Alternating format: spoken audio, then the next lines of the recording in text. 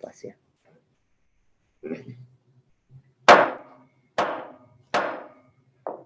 The Corvallis School Board meeting is called to order on November 12th, 2020. And I want to welcome you all. And the first item on the agenda is the Pledge of Allegiance. If you're willing and able, please join me to recite the Pledge of Allegiance. I pledge allegiance to the flag of the United States of America and to the republic for which it stands, one nation, under God, indivisible, with liberty and justice for all. Welcome, everybody. And I want to mention that Director Tina Baker sent their apologies for tonight. And the first item on the agenda is the school improvement plans for the elementary group. So this is an exciting time of the year where we hear reports from our teachers and from our principals and the school's leadership. And one of the unfortunate things that we don't get to really meet together in Western View and get to have the face-to-face interaction and enjoy dinner together. So that's an unfortunate thing, but the fortunate and great thing is to see you all here. And we do have a presentation that I look forward to. So with that, I want to hand it in to Ryan, and looking forward for this great work that we're highlighting for our elementary schools. Yeah, thanks, Sammy, and thanks to the elementary principal team. You can hear me okay now? Okay, thanks to this team. One of the things we talked a lot about was how do we modify the school improvement plan dinners this year, and how do we do that in such a way that it really highlights the work that's going on, and also recognizes the cohesion of this team. And so this was actually a recommendation that the elementary principals made to have one school improvement plan that represents all of our elementary schools. And so it shows the way that the principals and schools work closely and collaborate so tightly together. I've shared this with you before, but in terms of school leaders, this group is in constant contact with one another, working alongside one another, problem solving and supporting one another in a way that's really pretty special and unique.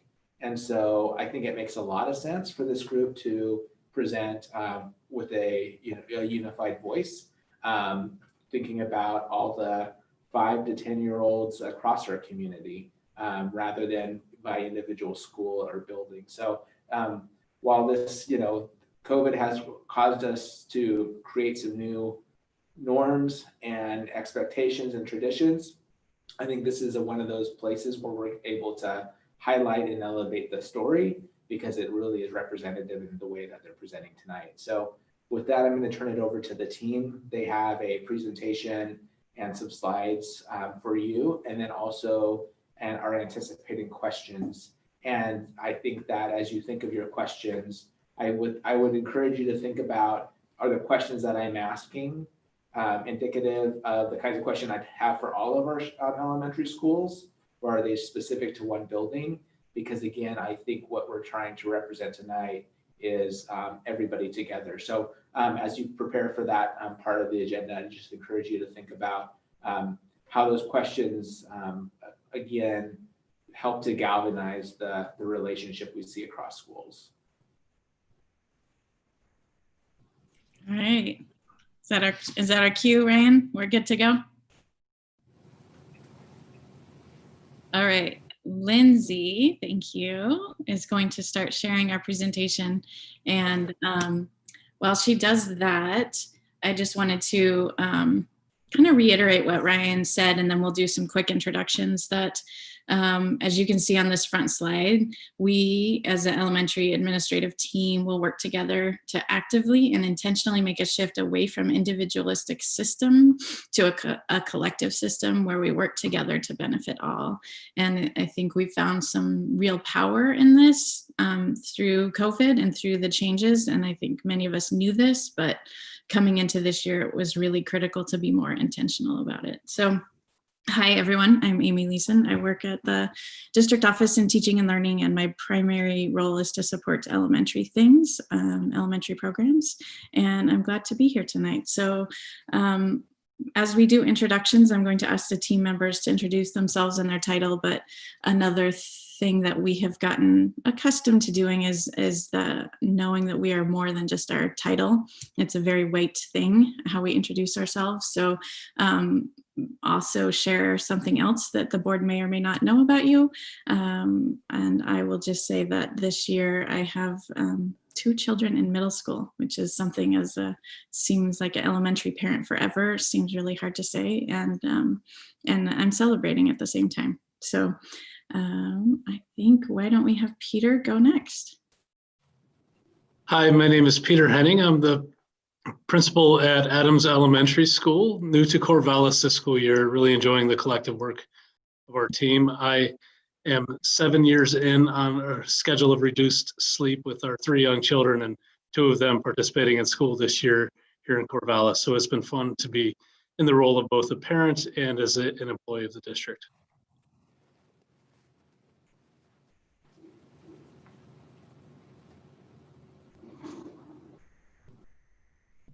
All right, Craig, I think you're next. We're going in alphabetical by school. Thank you. Now we're going alphabetical by height.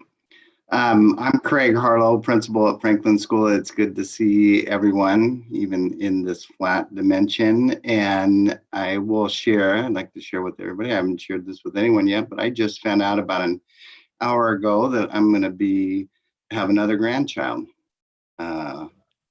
So that really made my evening. Congratulations. Thanks, Sammy. Okay, I think I'm up next. I'm Lee Santee. I'm the principal over at Garfield Elementary. And I am also a parent of a middle schooler and a student in elementary. I gotta say, I'm the parent of a middle schooler who became a teenager in COVID, and it's a really surreal experience because when we all left school, she was rather sweet and innocent, and now she's very much a teenager.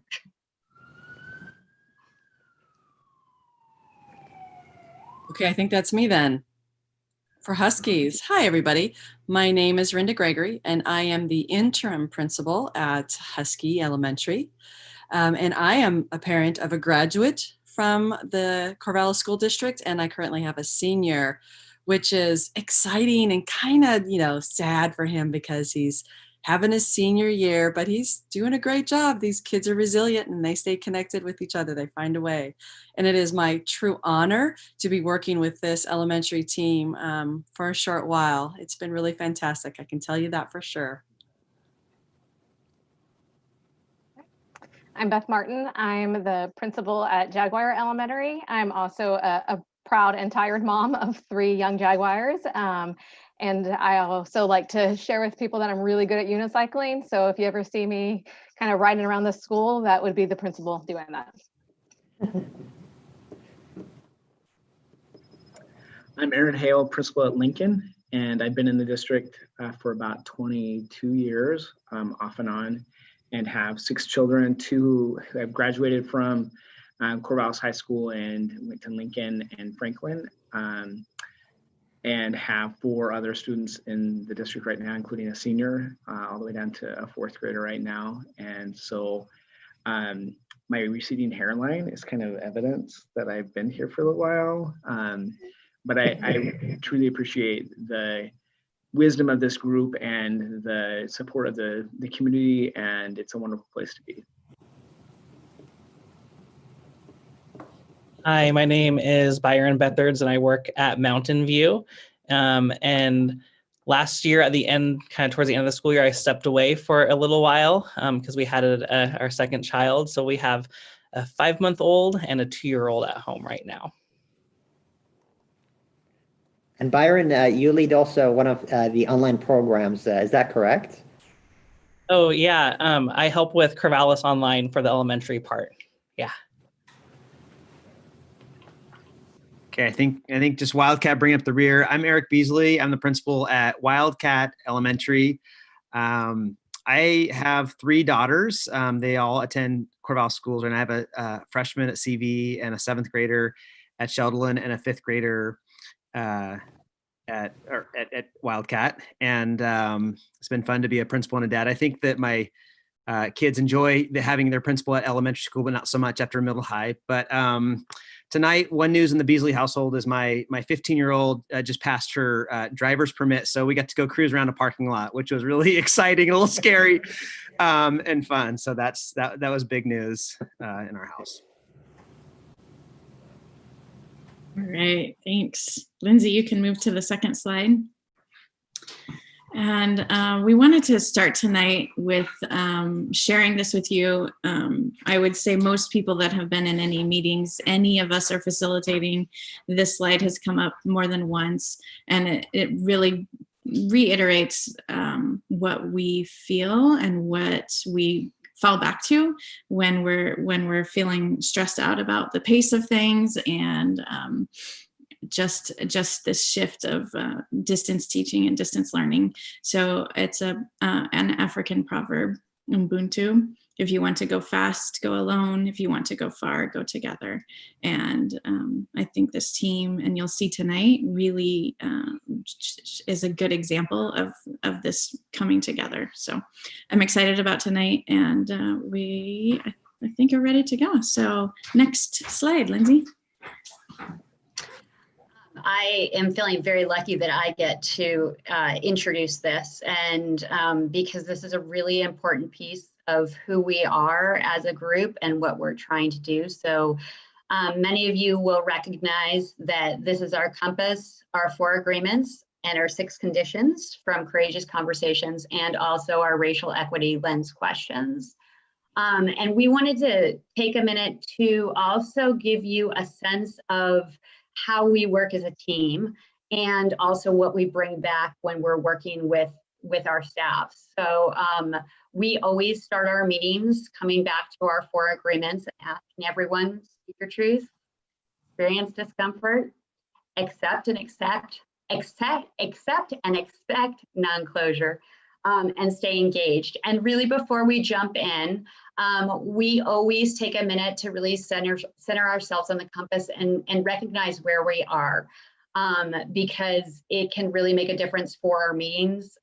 Just knowing where I come in on the compass makes a difference for how I show up, and also really takes the time for me to be able to acknowledge that maybe other people aren't in the same place that I am. So I'm just going to ask all of you to take a minute to just recognize where you are right now on the compass. Are you really on that left side of feeling and believing, or more on the right side of thinking and doing?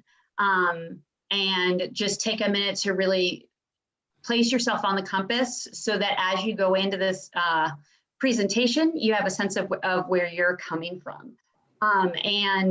This is something we always do with our team. And we also rotate through, where we'll have one of our team members just monitor our 4 agreements and 6 conditions. And we do a debrief at the end of every meeting, so that we can really talk about where things showed up or where there were misses. Okay, I think you can go to the next slide. So our commitment, Corvallis Elementary School's commitments are predicated on our foundational belief that student achievement belongs to everyone. We are dedicated to upholding intentional systems devised to ensure every student's achievement will not be predicted by race, ethnicity, economic status, mobility, gender, orientation, disability, health, or initial proficiency. And kind of going back to Amy's at Ubuntu, one thing I just want to call out, while it says Corvallis Elementary Schools, I just want to acknowledge how much we appreciate that togetherness we feel amongst our teaching staff, amongst our the exec team and the school board. We talk with colleagues from other districts where they don't have that shared commitment for this work, and we often say how lucky we are to just have that support throughout our system, because it allows us to go far when we're together. And in the next slide, you'll see that represented. In August, I snapped a picture of board chair Sammy out speaking with Chris Lewinberg from KEZI, and it's like, wow, this is real, just to be able to courageously make decisions, so all of our kids could really feel that alignment, that commitment through our organization. So next slide. Hey, everyone. So when we're looking at equitable systems, Corvallis Elementary Schools are committed to ensuring all students know they are safe, realize their own value, and experience inclusion. We are committed to exposing barriers through engaging multiple perspectives and interrupting systemic cultures that perpetuate racially biased practices. That's something, when you hear us working as a collective, I think that has power in looking at our entire system and across all schools to have that conversation instead of looking within our own school walls. I would say some of the highlights that come from that are our explicit support of the teaching of racial equity and anti-racism lessons that focus on the 4 social standards of identity, diversity, justice, and action. And those are developed from staff within our own school district. And so it's a really proud moment for us to be able to support that hard work they've all done.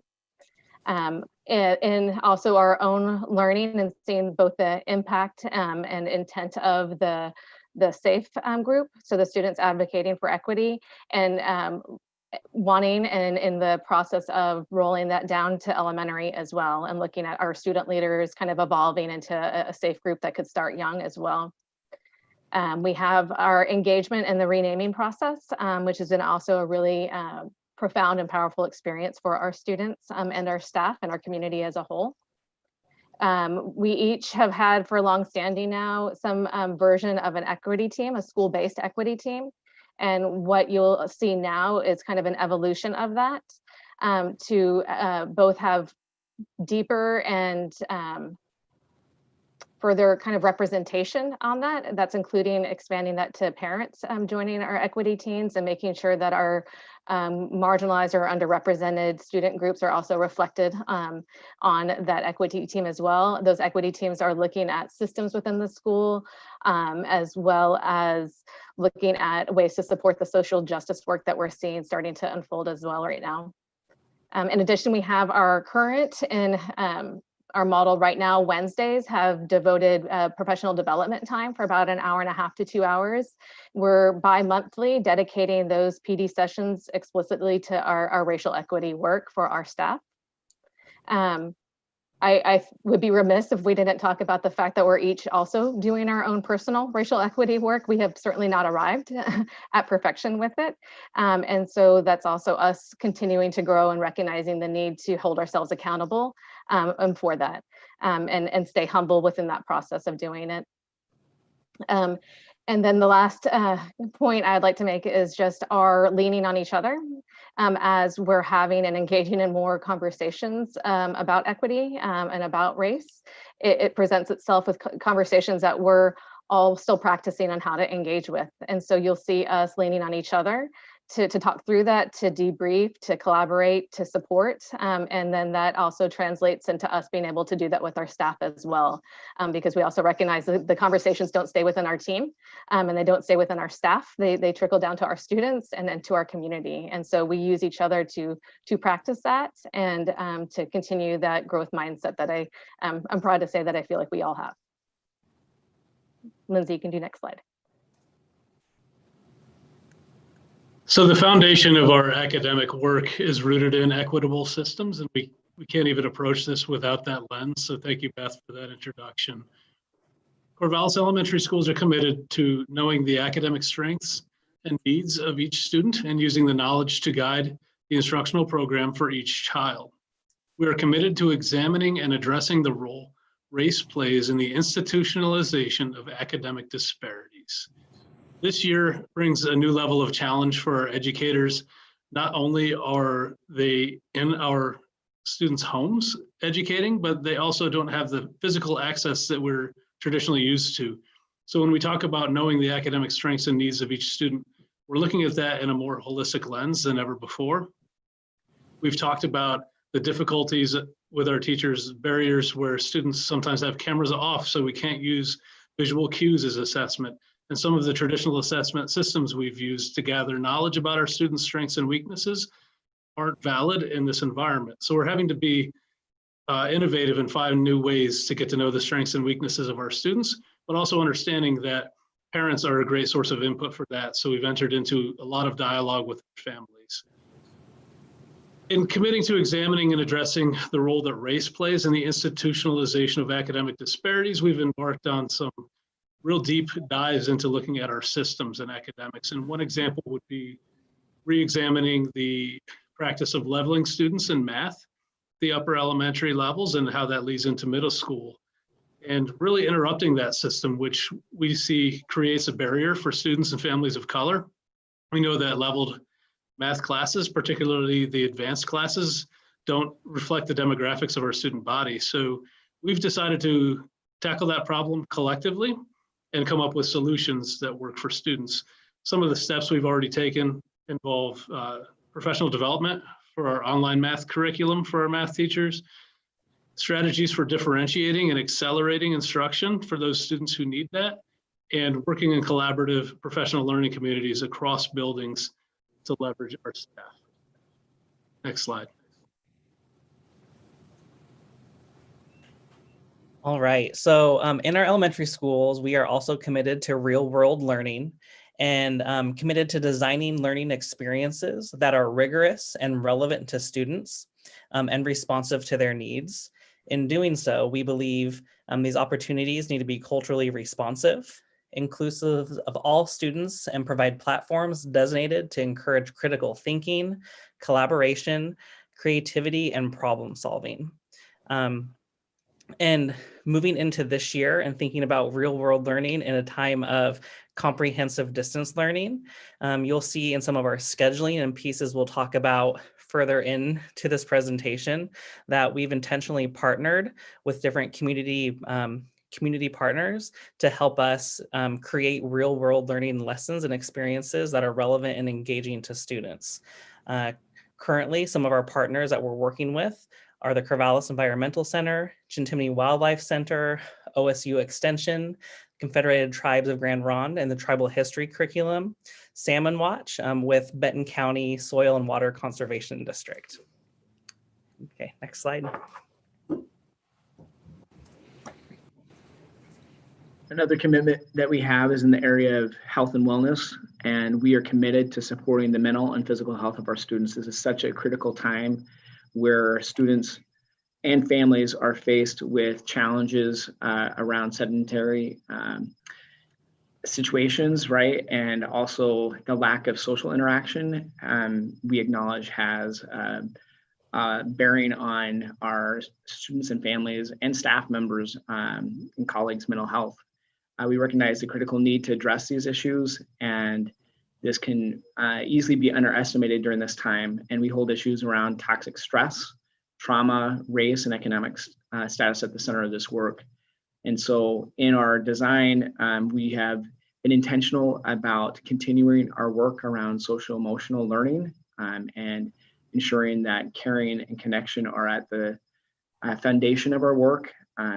We appreciate and acknowledge the importance and role of our mental health specialists, our skills trainer, counseling, and our systems to access those services, and know that it's even more critical as we understand the importance of mental and physical health and wellness.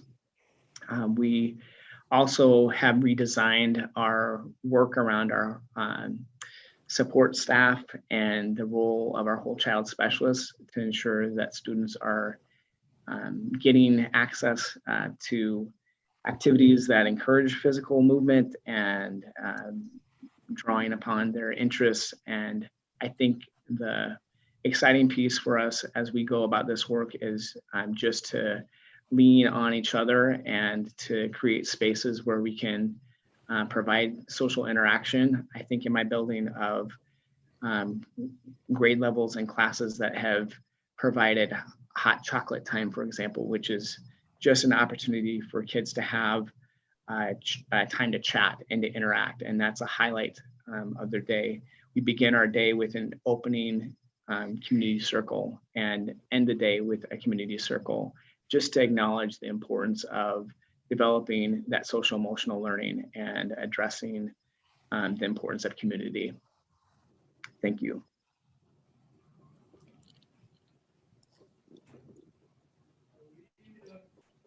Next slide. So our goals for instruction and student learning have been developed collaboratively with a large team of stakeholders across the district. We've had teacher input from all content areas and grade levels in creating a comprehensive guidance document for distance learning and our instructional goals this year, not just for distance learning, I shouldn't focus on that, but to be flexible across whatever learning system we use this year in the COVID pandemic. So our goals are really rooted in culturally responsive teaching, project-based learning, and universal design for learning. Our goal was to shift from the care and connection focus in the spring to a rigorous system of instruction this fall that also really had a basis, as Aaron has said, in wellness and care and connection. At the same time, we found this to be an opportunity to interrupt some systems and instructional practices that had been ineffective and to transition into some new learning opportunities for our students, which we'll highlight in the following slides. Next slide.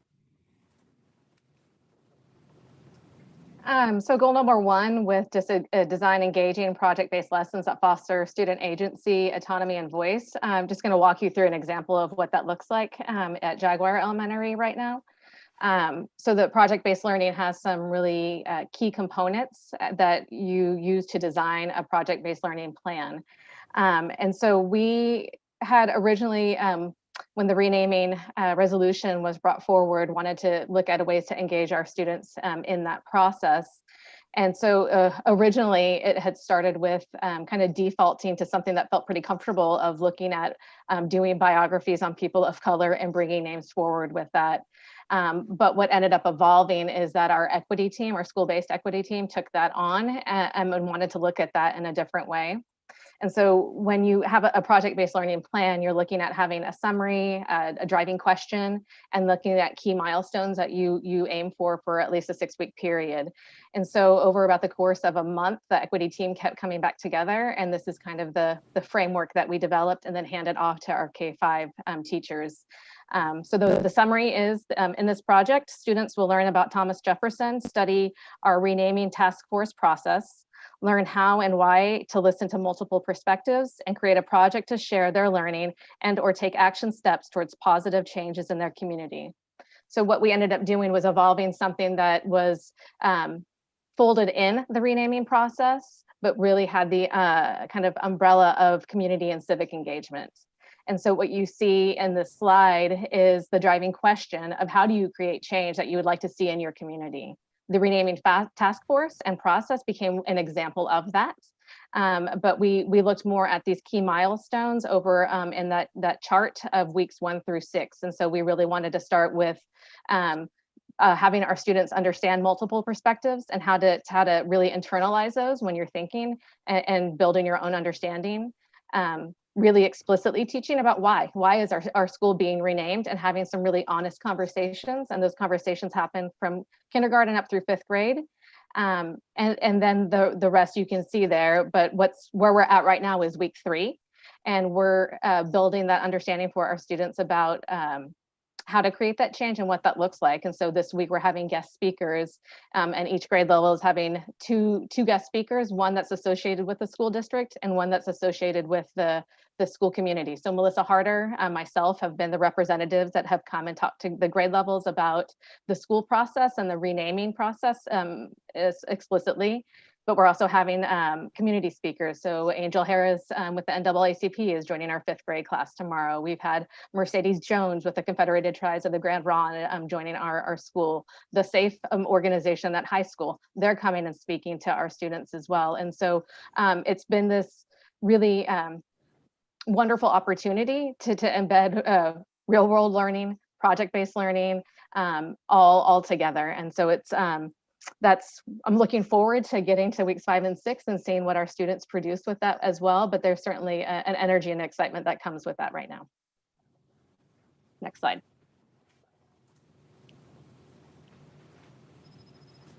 So our second goal is all about expanding the sphere of success for students, however that's defined, right? And so we want to design online learning that supports all learners, including students of color, students navigating poverty, learning with disabilities, and emerging bilinguals. And so in our system, we're really looking at how to expand the sphere of success, including alignment around defining success. What does that mean? And being strength-based in our view of students and families, being cognizant of how people are showing up and why. What is that telling us about what we need to do to make sure that students feel a place in our learning opportunities? And with that, across our buildings, we have renamed roles where instead of educational assistants or special ed teachers or RTI coaches, the response to intervention coaches, these roles have been renamed to reflect this intent of making sure that we're implementing inclusionary practices. So inclusion specialists, inclusion assistants are new names for those. We hold weekly inclusion meetings for each grade level. So those communities of educators get together to look at how our students are doing, those who, again, are often marginalized through our systems, and seeing what we need to do differently so that we can expand our sphere of success. We also have weekly meetings called student support team meetings, where we're addressing meeting the basic needs of our students and families. And that includes anything from electricity or groceries to making sure that they have internet access and tech issues are solved. And so through these systemic ways of looking at our students, we're able to ensure that we're moving towards this goal. We definitely have not arrived in my building yet, but these systems can be seen in each of our buildings. And I appreciate that unity so that we're able to consistently work towards this goal. Next slide. All right, so goal 3 looks at facilitate collaborative learning and build community among learners. And it might be easy to right away, just talk about things within students. But I think one thing that we wanted to do as an admin team is really model that first amongst ourselves. And just to give you a picture, we talk about working together, like in past years, that might have been, 1 to 2 meetings per month and then checking with each other. And now it's like 2 to 4 times a week. So just in terms of like how the pandemic has limited some of our in-person time, but our strategic time together has been exponentially increased.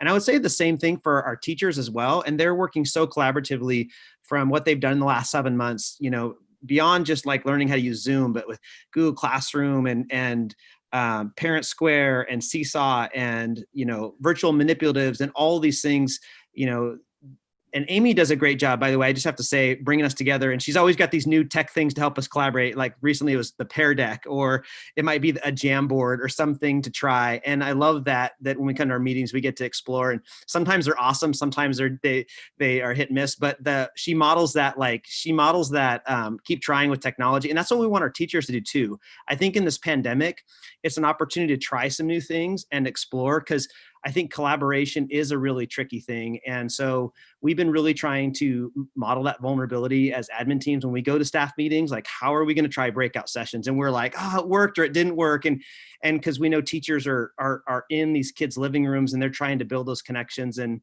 the one thing I would just say is that we have some great tools with like the Caring School Community Curriculum, which has the morning circles. So we've been able to virtualize some of the things. But we've also had to look at other ways to try to to build those collaborative learning spaces with tools and innovation, because this has been really tricky without being in person, although we now are doing some limited in person, which is exciting. So this is something that we're still really working on in a distance learning space.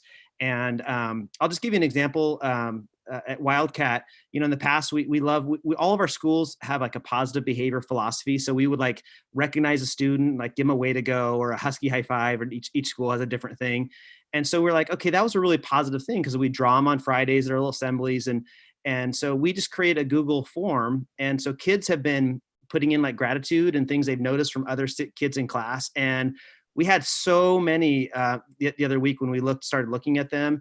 And it's exciting to see that, like, that typically came from adults before, but now we have students recognizing students. And so in other ways, like that we are finding ways to have kids involved and collaborating. And that's been really exciting. So we'll on the back side of all of this, I think that we'll be able to leverage some really exciting things with technology that we haven't done before. And but we are really excited about the in-person collaboration in the future.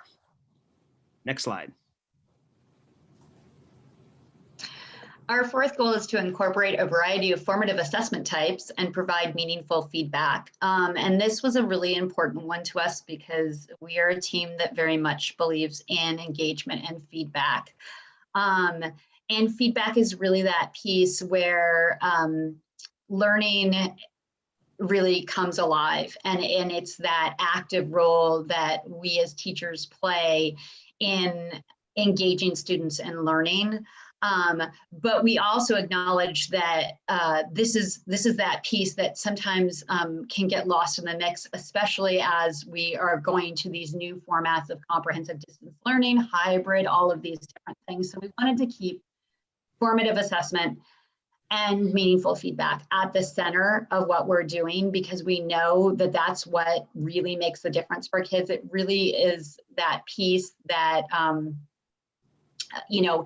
as opposed to comprehensive distance learning possibly being a slide deck and a video, the feedback is really what makes it interactive and makes it engaging for students. So, but we are also engaged in learning new ways to give students meaningful feedback in a way that's timely and in a way that's meaningful, all through a number of different formats. So that has been a challenge for all of us, but we wanted to keep formative assessment and meaningful feedback really at the center, because we don't want to lose the perspective that our whole goal is to engage each and every student in meaningful learning. And an important piece of that is giving students meaningful feedback so that they can take it the next step and learn that next thing. Okay, next slide. Okay, so if we think all the way back to the beginning of this presentation, we started with thinking about how we can intentionally shift from an individualistic system to a collective system. And then we walked through our commitments on equitable systems, academics, real world learning, and health and wellness. And then we started to articulate our goals around project-based learning, supporting all students, collaboration and building community, and then our goals around assessment and giving feedback to students. And a quote we often refer to is, when you know your why, your what has more impact because you're walking towards your purpose. And I think that encompasses our why as a collective group. And now we're going to shift to start talking about our what. And this is the part where it gets exciting, because things start to narrow down to see that more technical piece of how we start to do our work. So we're going to start talking now about the key elements of our schedules and instructions that we have collectively worked on together. So the big encompassing piece that's overarching all of this is relationships. And Bruce Perry is a researcher who we often refer to, who does a lot of research around trauma-informed care. And he says, relationships matter, People, not programs, change people. And so as we think about that and our goals and our commitments, we created these technical pieces to work from, to start creating schedules, routines, and systems within our school to help improve and change our systems. Back to you, Peter. I think you're next. So we already talked about how we are using some of our traditional roles in different ways. Our licensed inclusion specialists, which include our ELL teachers, our special education teachers, are supporting each grade level with a focus on planning and implementing lessons and looking at structures designed to reach all learners. Each grade level teacher is also assigned to, I think we've got this in almost all of our classrooms, to work with an inclusion assistant, which is a paraprofessional who's teamed with the teacher. I will say that our inclusion assistants are playing a really integral role in this design for learning and are being recognized by both students and teachers as really valuable educators in the classroom. We couldn't do any of this work without them. They're part of the planning process and the instruction process. And then finally, our traditional specials teachers or specialists, we're calling whole child specialists this year. That's our music teachers, our art teachers, our PE teachers, our counselors, are taking on a different role to become key players in the grade level professional learning community teams. So you might see a physical education teacher planning with a kindergarten team for a 6-week period. And we tried to make it intensive with grade levels for a purpose. First, so that the teachers can work together on instruction with students, but also that the whole child specialist can bring a different lens to our classroom teachers' planning roles and develop some projects. We're already seeing some work that's influencing classroom teachers and developing partnerships between specialists and classroom teachers that we expect to last for years. I think, Lindsay, will you go back one slide just for a little bit more? And yeah, that one. And Craig, you want to share a little bit about this? Yeah, thank you. And this, you heard a little bit about this earlier from both Peter and Beth, but the instructional framework that provides guidance for our elementary group is around culturally responsive teaching, project-based learning, and universal lesson design. Those frameworks were a focus prior to our current instructional framework and comprehensive distance learning, but they have been a key component this year to drive up that engagement and focus on rigor for students in our current situation. Culturally responsive teaching, as you know, is a foundational piece. The process of familiarizing ourselves with the levels of culture, isolating race and recognizing the race as a driving issue in equity, and also recognizing our own implicit biases in being culturally aware and continuing to learn and grow with that. And really, it's about seeing instruction as it happens in our schools in a ready for rigor framework.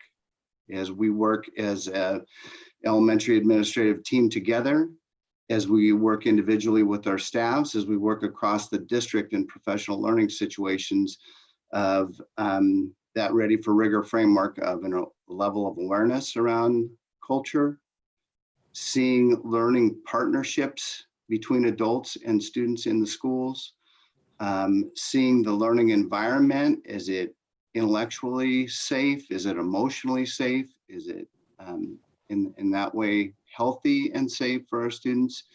And digging into how cognition happens for students when you set those elements correctly in a ready for rigor framework. And then universal lesson design is about adaptability. So it's as much about knowing your students and adapting to your students as much as the content. Knowing multiple modalities or differentiations for presenting learning.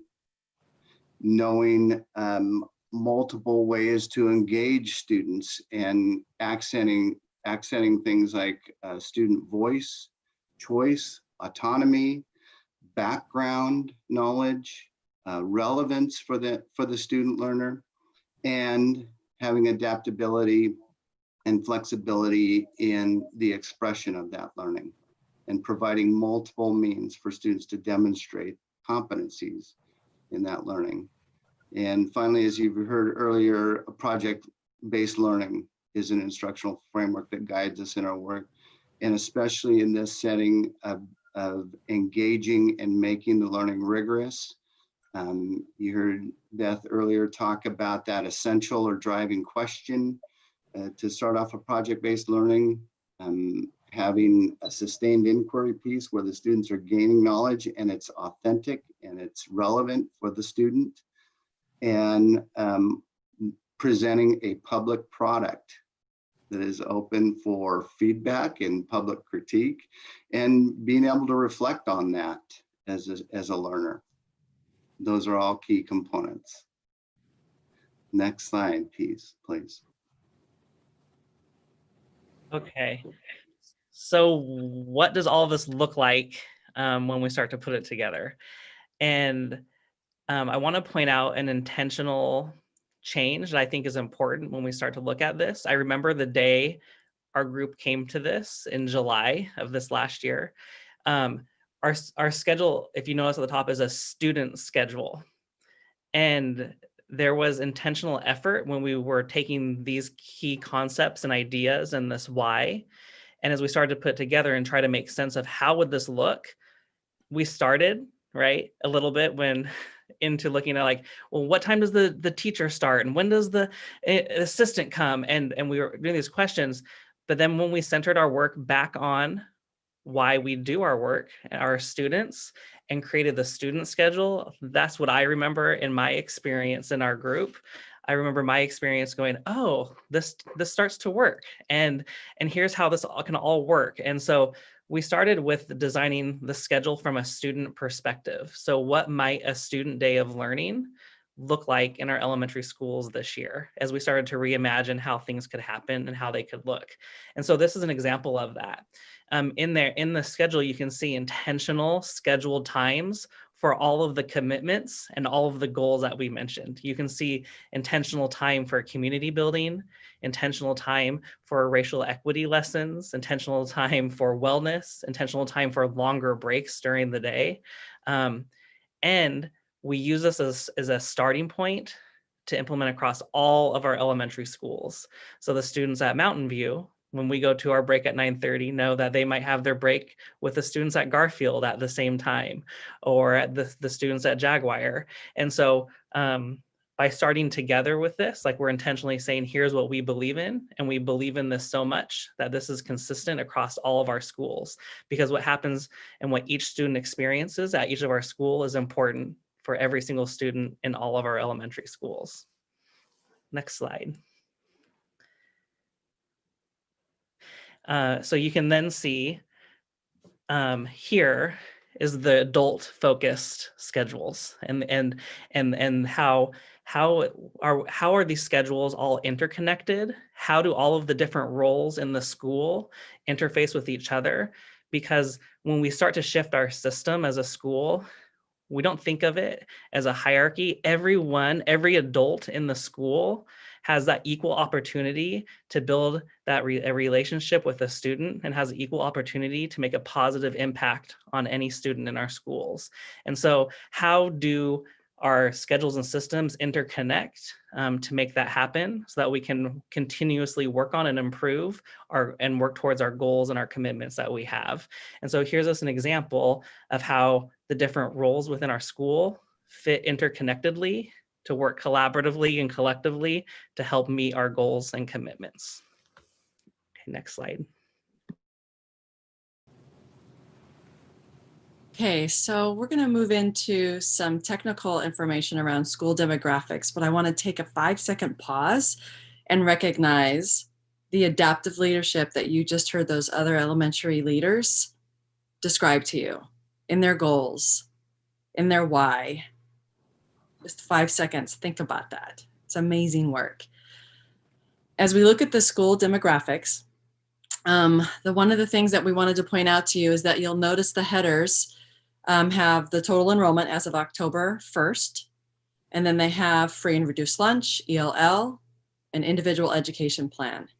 And you haven't heard any of that language until right now, because those terms, those headers, are what are used when we have to turn in reports. What you heard, and I believe it was Aaron who used it when he was reading one of the goals, the language that is used by our leaders and by our staff, and we're still making some transitions, but the norm is that FRL is actually referring to students who are navigating poverty, and ELL is referring to our students who are emerging bilingual. And student IEP are students who and learners with disabilities. And those are all assets. And that's what this group and all of our leaders are focusing on. So as you look at this technical information, that's one of the things we wanted you to keep in mind, because you didn't hear that other language at any other time. You hear the asset-based language that these leaders use. Just giving you another second to look at that, because there's a lot of numbers on there. I'm going to chime in, Rinda. Lincoln does not have 3,818 kids. It looks like it sometimes. So that was I didn't my catch it question. earlier. So 318. 318. Thank you, Aaron. I think that is an important piece of clarification. I imagine it feels like 3,818 for probably most of the schools at this point. With all the gifts that the students bring, absolutely, Therese, you're right. You got it. That's a fantastic spin, Principal Hale. I appreciate that. Lindsay, you can go to the next slide. So these demographics are identifying the student population by race. And the thing that the team wants to make sure that is very clear is that collectively there is a goal to focus on having the staff mirror our student population. A lot of progress has been made in this area. And I'm sure that both Lincoln and Garfield could talk a little bit more about the impact that it's had on their students. But there's been a lot of progress and there's still work to be done. And the last thing that, the last point that I wanted to share with you all, having been with this team for just not even 2 weeks, stepping in for Mrs. Gosser, is there's a lot of technical data in these 2 slides, and these leaders look for the student experiences based on all of the student groups that you've seen on these 2 slides. And they look for perspectives of the students who are in our schools. And so although you see all these numbers, that's not what our leaders see. That's not what our staff see. They look at the students and they ask for their perspectives and their experiences to make it the best learning environment with those 3 frameworks that Craig discussed and those goals that the rest of the team has shared. Okay, next slide.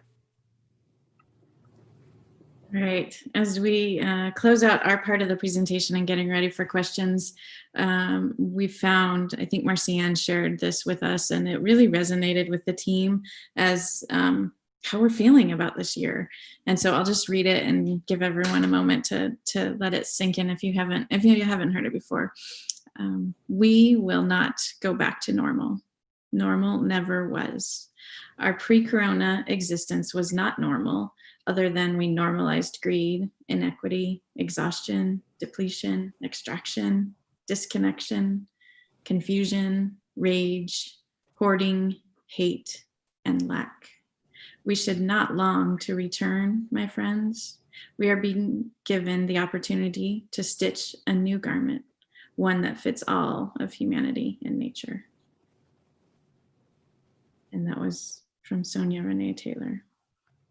And it's powerful, and it's where we are. We know we're not going back to normal, because normal never was, and it's not what our students need. So I think that's the end of our formal presentation, and we have a little bit of time for some questions and answers. Thank you very much, Amy and team. Phenomenal work. it's really phenomenal work that you're all doing, leading uncharted waters to make great opportunities for our kids and a best future for them, given the resources we have and the limitations we have. You're creating so many great work that I would love to highlight and mention here, but I'll go first with the questions. Let's go first with Vince and then Sarah. And as a reminder for board members, raise your virtual hand if you have a question. Vince? Well, I have a couple questions, but I want to make a comment for the board. We do not have adequate time this evening to give honor to this work. This is really a tremendous body of work. I am reminded of when the term equitable system first emerged in my consciousness. We were in a work session. This board was doing strategic planning, and Ed Junkins was the one. He just kind of tossed it off and didn't give it a second thought, but it stuck with me. And that's why it's in the strategic plan, because it spoke to a systemic approach to rooting out bias and the discrimination that we inflict on our children.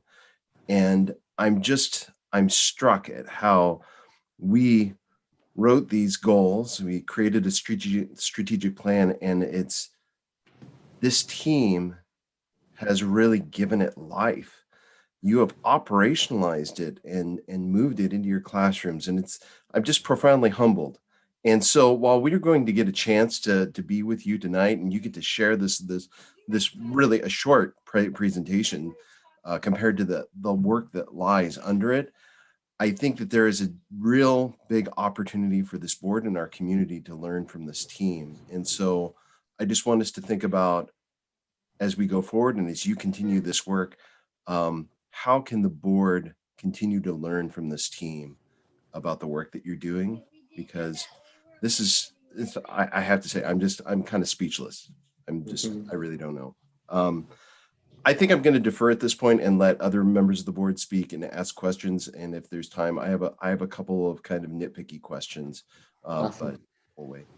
Awesome. So lower and then raise your hand again. So I have you at the bottom of the list. We have everybody raising their hand. So Sarah, you're up next. Yeah, so thank you all so much for all of this and for all the work you're doing for our kids. I'm seeing it from the parent end. And I have two questions.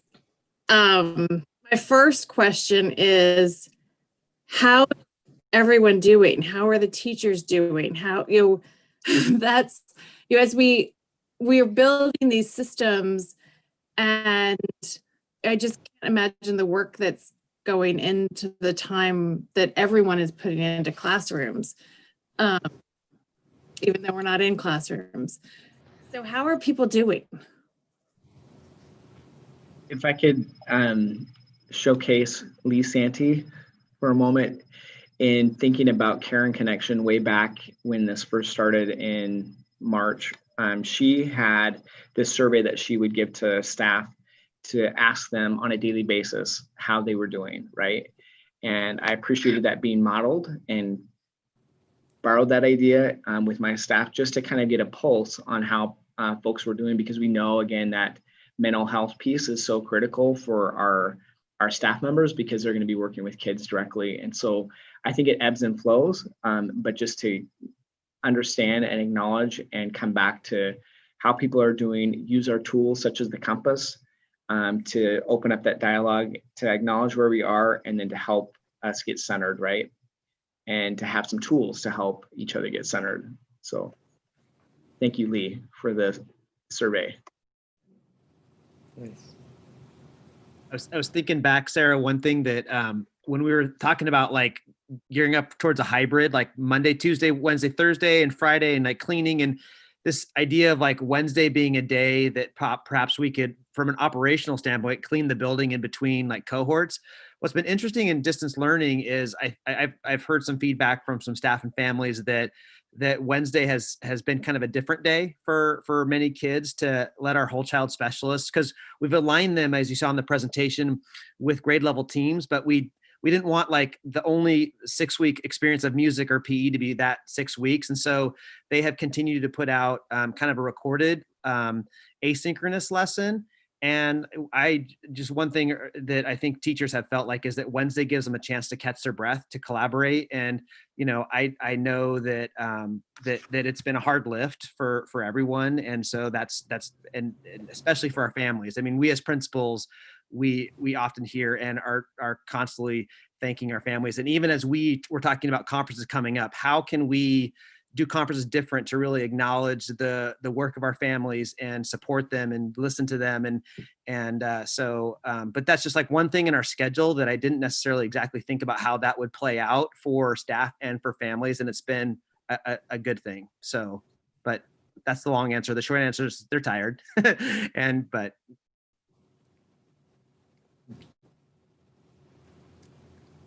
then my second question, if nobody else has anything else to add, is I guess I have to sort of tell a story on myself to ask this question vaguely.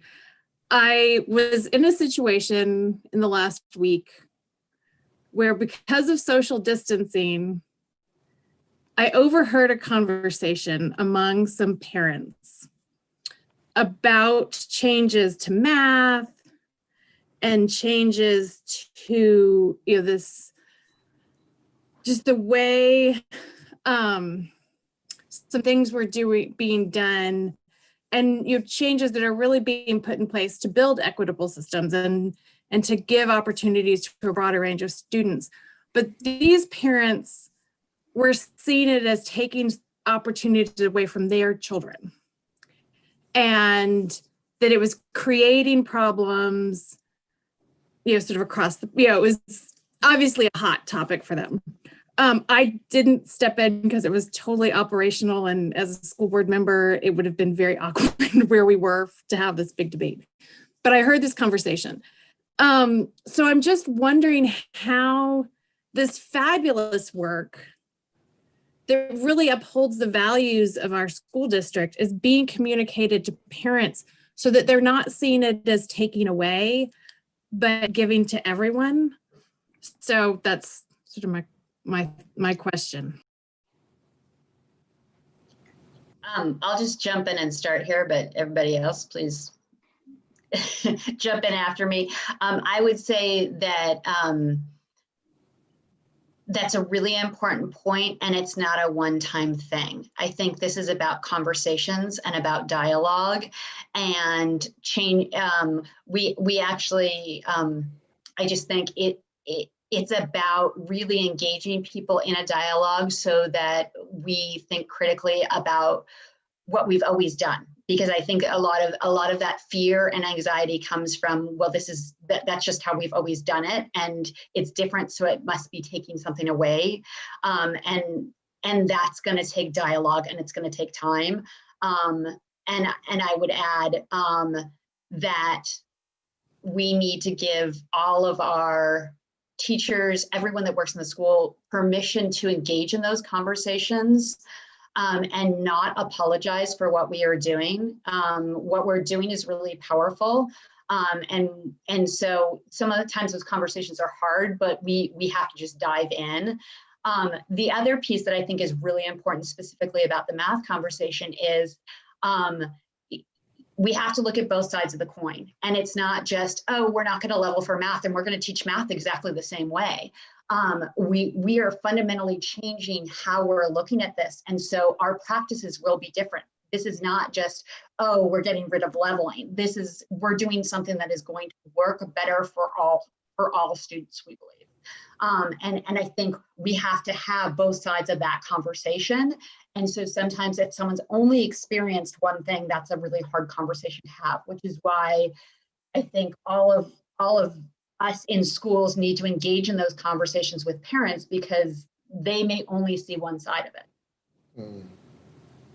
If I could just add to that, that's a conversation that's certainly relevant for me right now. And I go right back to how we started this conversation tonight, and comparing individualism to collectivism, and recognizing a belief gap.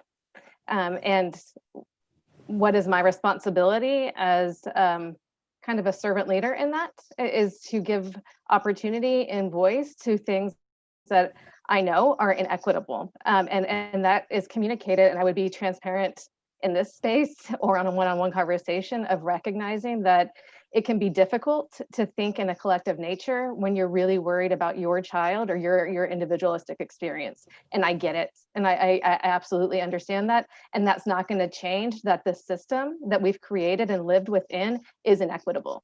When we know we have classes in the middle and high school of advanced math that are predominantly white students, that tells me we have a miss and we have to do something. And that conversation, I will have that conversation. And I absolutely understand the perspectives that go into that. And there has to be a moment of interruption. And then we have to keep moving through that. And that's kind of where we're currently at right now. To add to that, Sarah, thank you for asking that. That's a question that we've all heard, I think, multiple times. It's something we've all very deeply considered in our why and how we're grounded in our work. It's not the first shift we've made in education. I can't say this as a longtime member of the Corvallis team, but shifting towards inclusion with special education, where we brought students into classrooms, we found has benefited all. Looking at our English language learner population and including them in our general population, our general classrooms has benefited all. So we're not viewing it as opportunities being taken away. They'll still be there, but finding ways to offer those opportunities to everyone in an equitable way.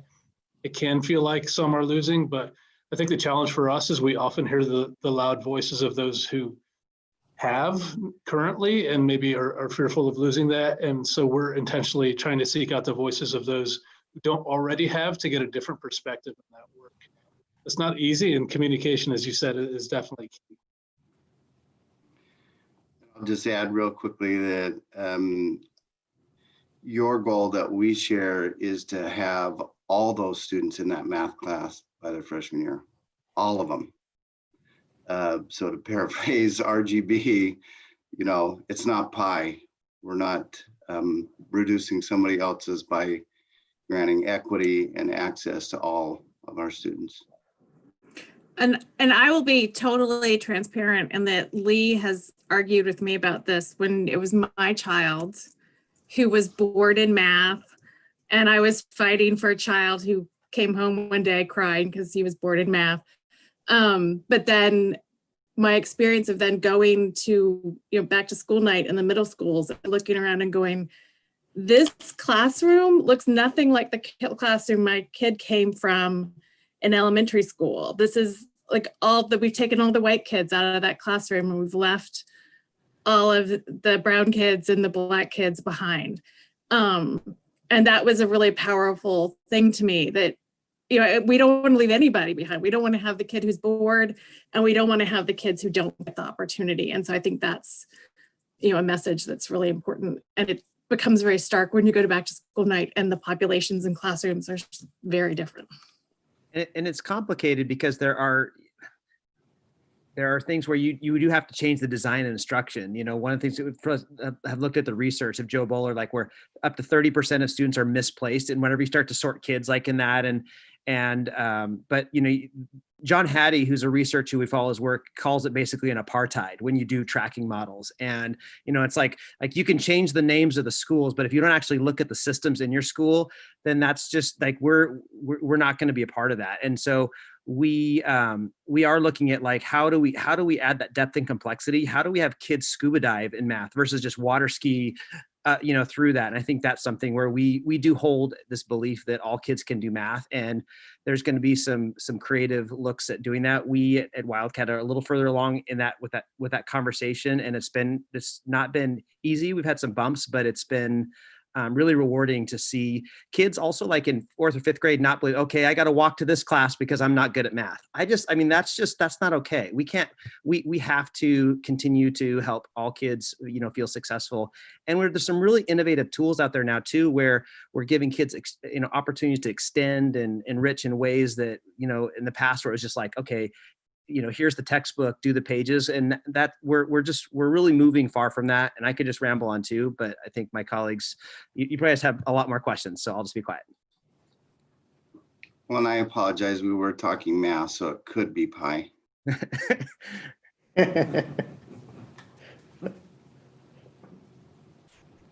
Any other additions?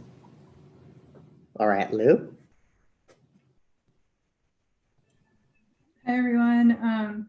That was such a great question, sir, and I just really appreciate all your answers. And it's just a really good reminder that change is sometimes uncomfortable, especially when you're privileging from the systems in place, right? And it's just really powerful to hear how many of you all are like really committed to this and helping change things for all the kids. And it just makes me feel emotional right now. But I just wanted to say that that Goal 1 project, not just because it was related to the school renames, but is such a really awesome example of how to do that kind of really in-depth learning that's project-based and something that's in real time, and not only like learning how to learning about all the different components and learning about perspectives, but it's probably helping some of the kids process what's happening too, right? And so I wanted to point that out, like that processing piece, how much that helps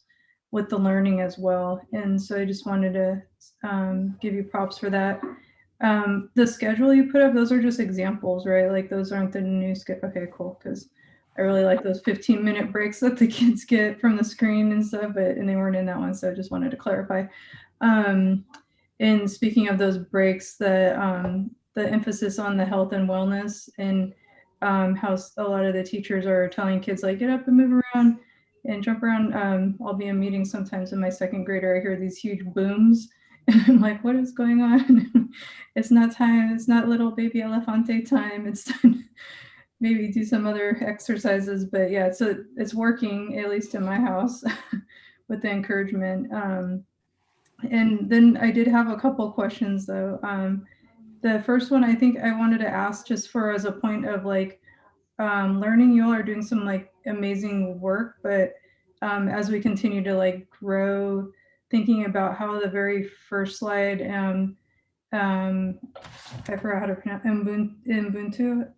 Is it Ubuntu? Curious if you all know what kind of African proverb that is, and thinking a little bit more critically about like how we frame like proverbs in like, instead of saying African, maybe saying South African, since I just did a Google search as all, but I didn't know until that, but because I was like, what part of Africa was that in, and how that, even how we frame things can impact how even the kids in school are hearing it and generalizing.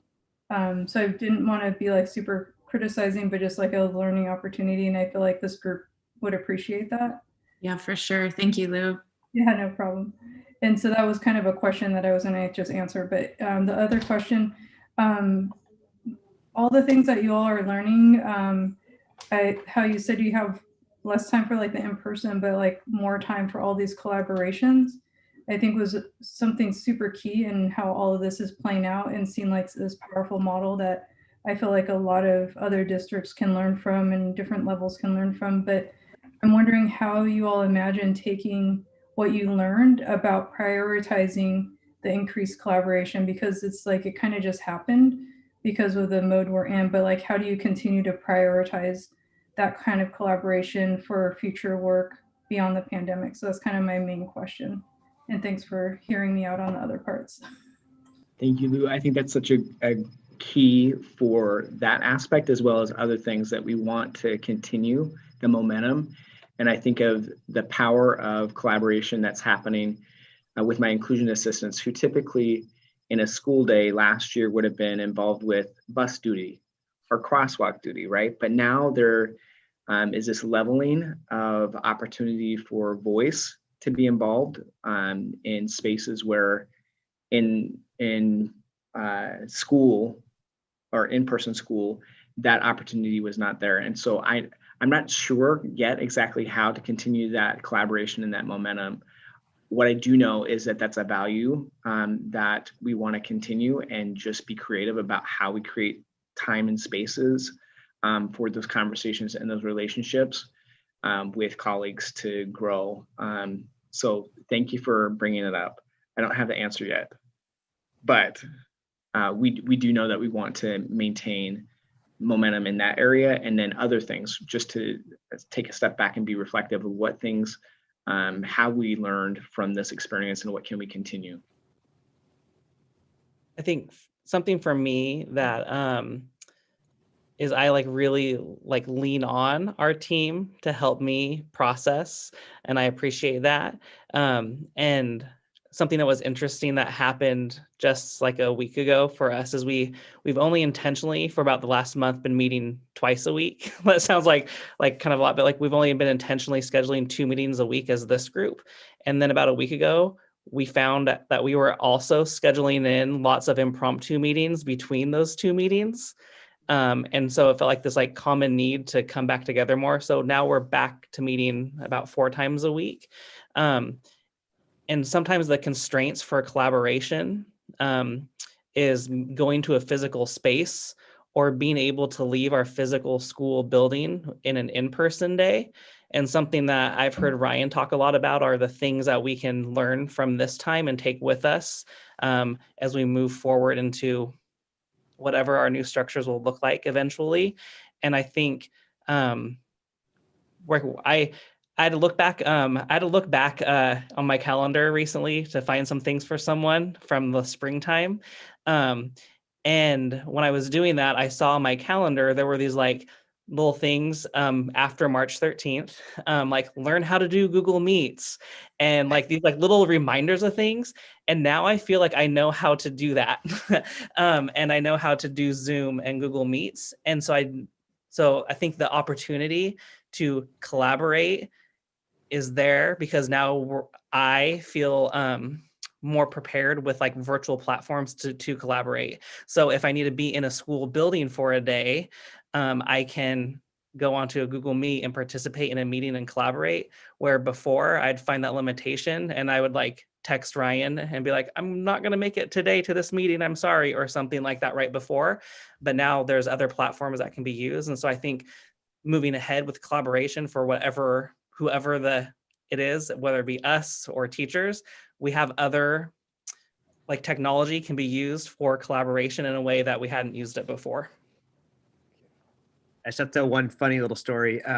I got this really nice email, your messages on Friday have been so amazing. And and we had been taking some turns and writing our principal messages just to, as we were collaborating, teaming up. And I just responded back, I'll let my colleague Beth Martin know. She is a really gifted writer. And so I definitely we have different strengths, and when we come together and sharing some of the work is something I know that we will post, all of this want to continue to team up, because we're all doing similar things, and we can team up on so many documents and writing and things like that.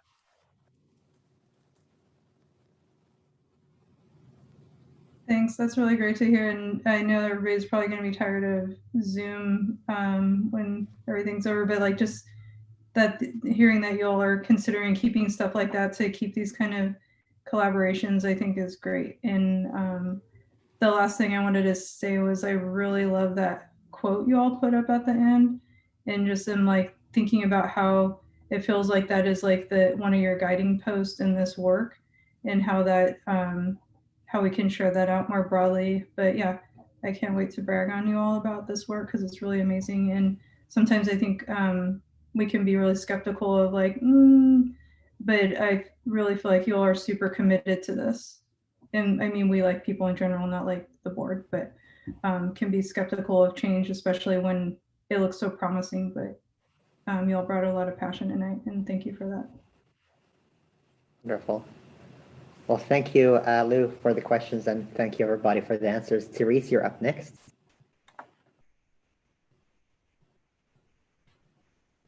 To unmute myself. I don't know why I can never remember where the mute thing is on this. Well, I really enjoyed hearing a lot of the backbone, the skeleton of how you guys have framed this year. It's certainly helpful both as a parent and as a school board member, because we don't have the same, kind of face-to-face drop in and observe kind of opportunities as we've had before.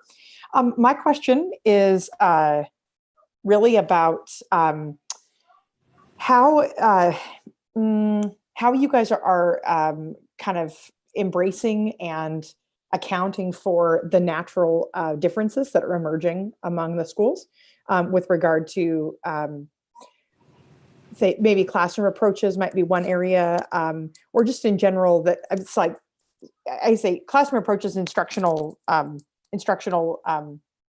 designs, because I think one thing that we know is that even within a grade level, some teachers are like, I love Zoom, I'm really comfortable in front of Zoom. Other teachers, maybe not as much. And so some of the communication, approaches might be different across the teachers, but you are using this unified plan across the district, which is different than what we've heard, where really it's been very building specific, and you've worked with your staff, and now we've got this kind of one guiding document, and across even more people that are trying to bring that to life in these now very distinct virtual spaces. And so I guess my question is just how do you talk about that amongst yourselves, and what are you paying attention to? What do you think?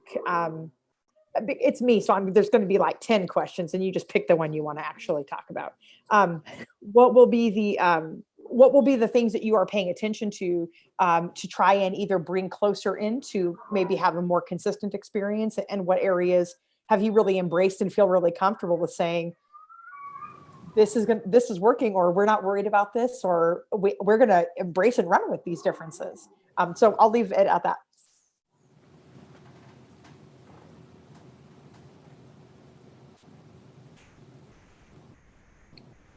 Who would like to answer that?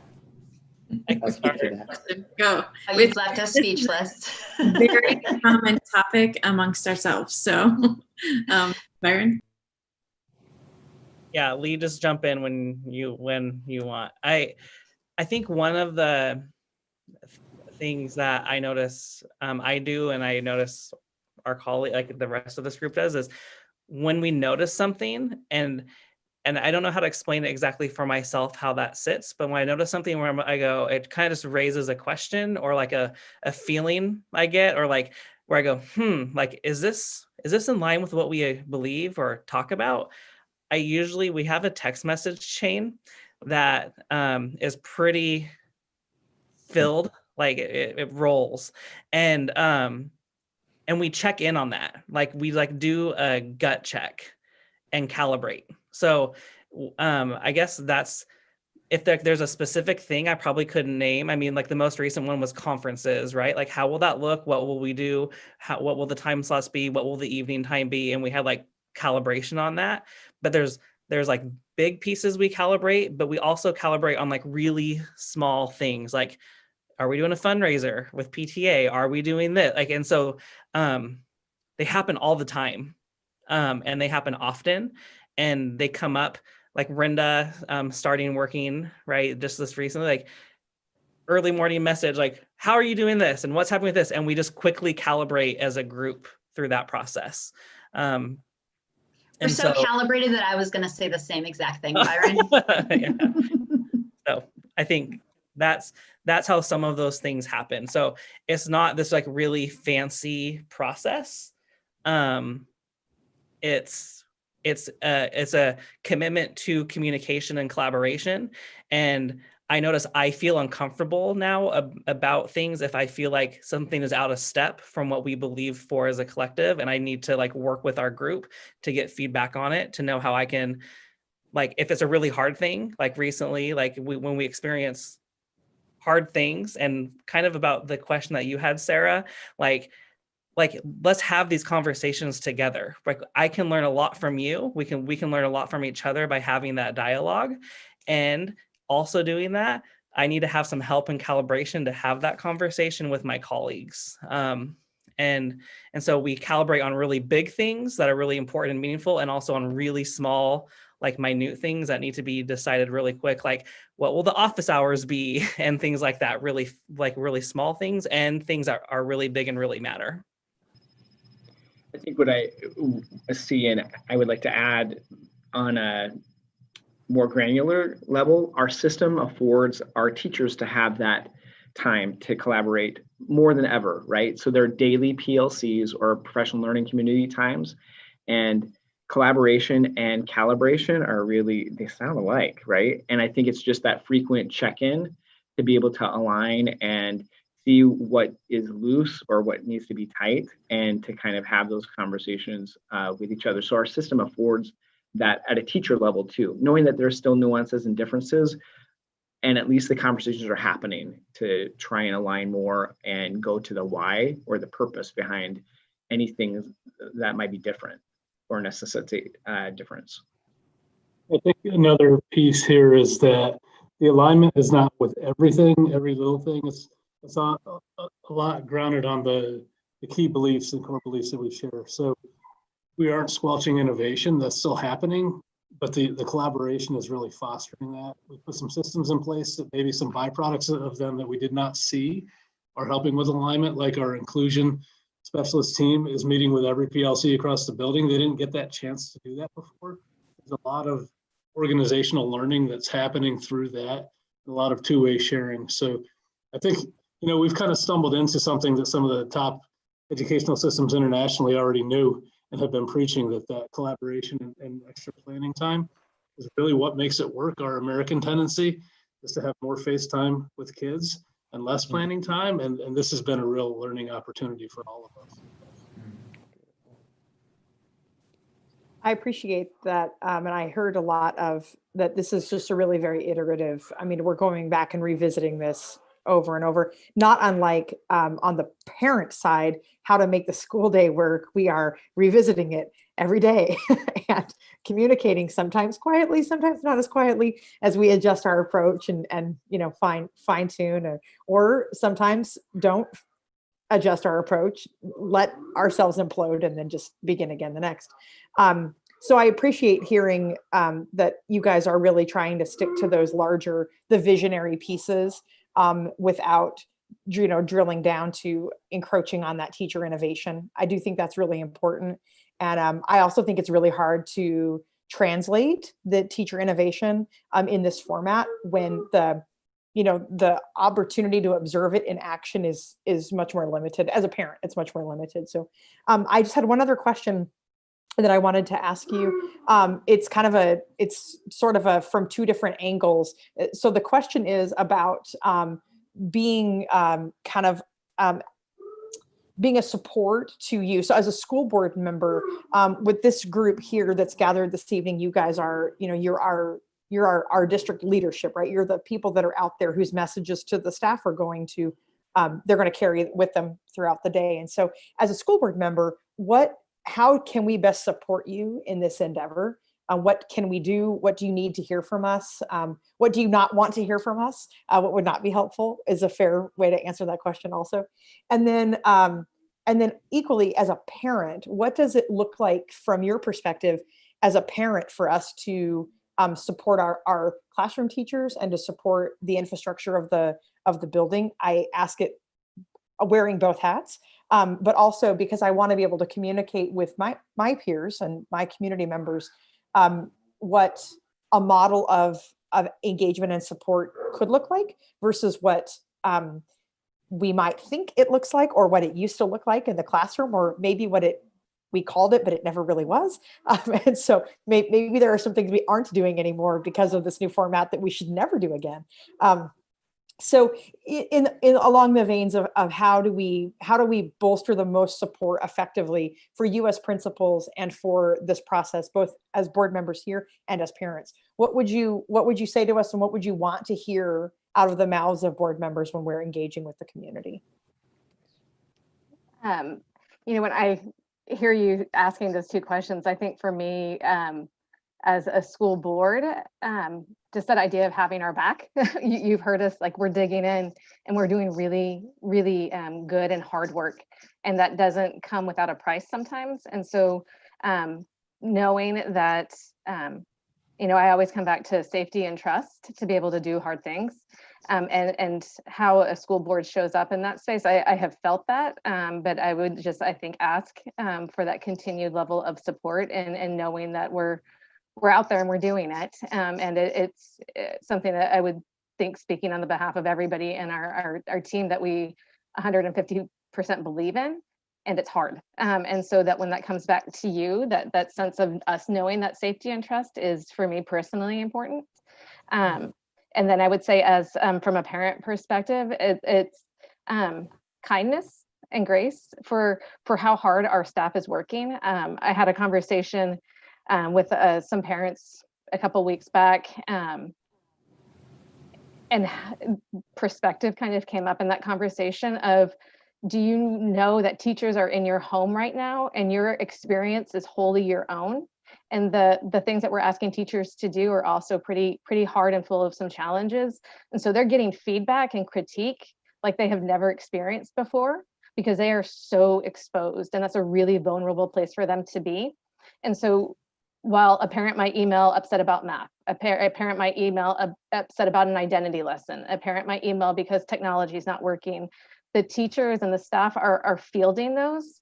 And so the conversation we ended up having is, do you know how little kind emails they're getting right now saying, thank you, I appreciate you, I know this is hard.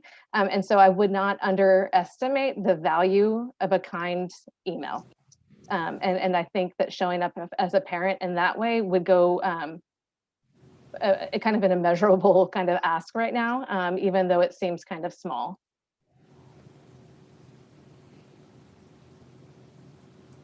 I would echo everything that Beth just said. I would also add, as a parent, if you're interested in learning more, to truly come from that perspective of asking questions and being curious and assuming that positive intent, like, I want to know more because I want to know what's going on, rather than coming from the perspective of there's something wrong.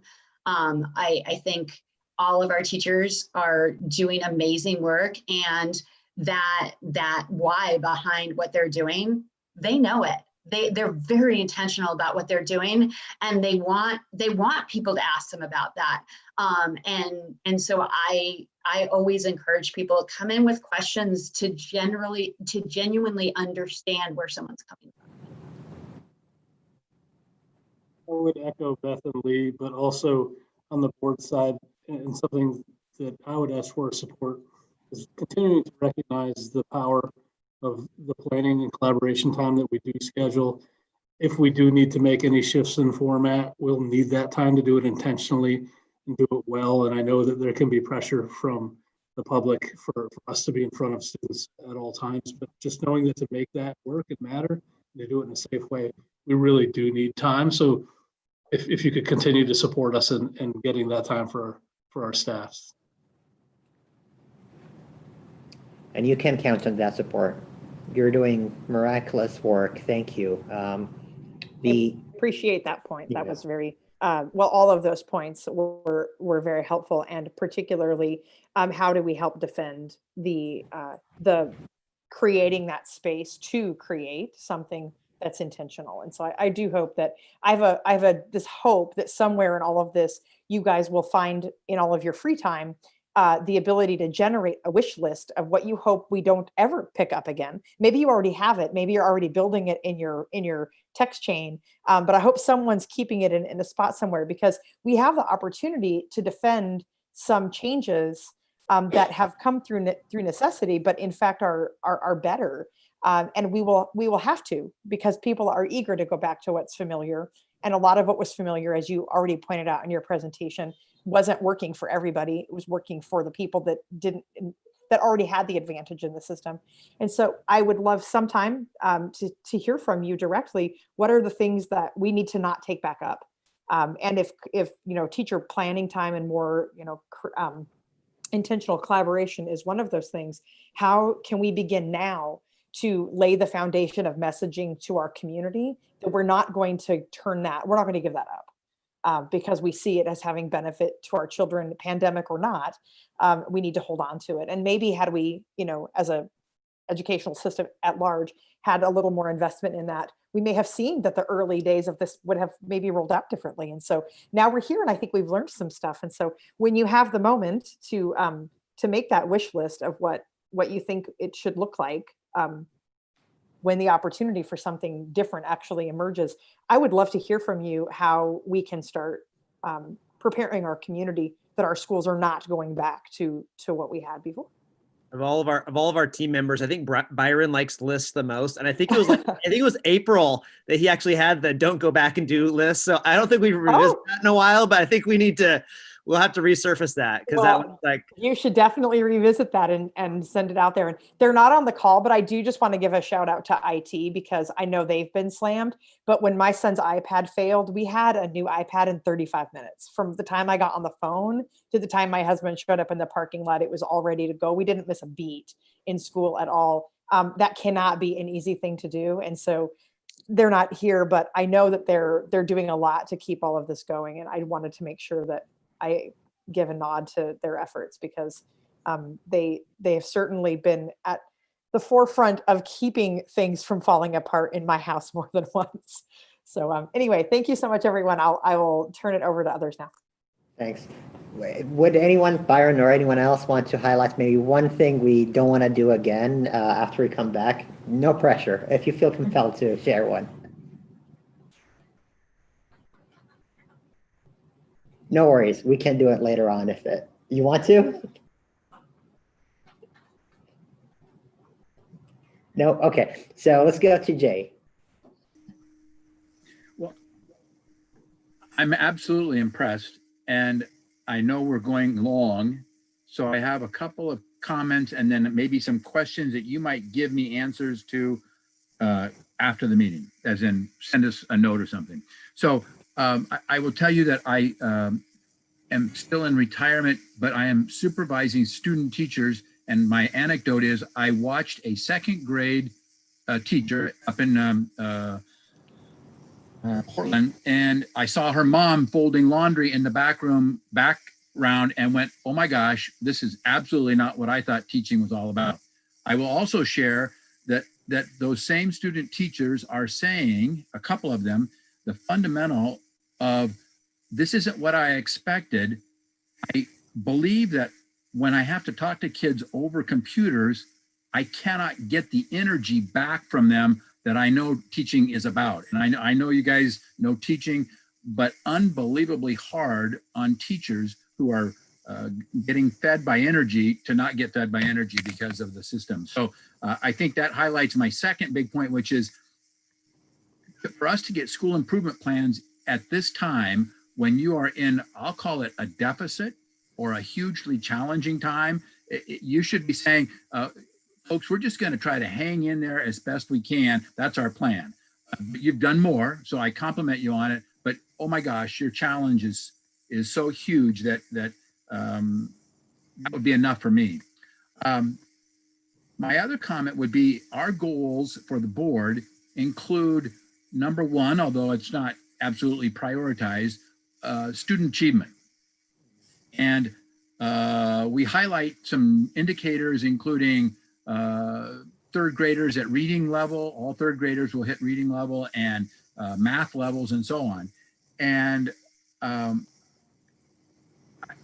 guess I have questions or concerns that anybody would expect you to hit those targets under these conditions.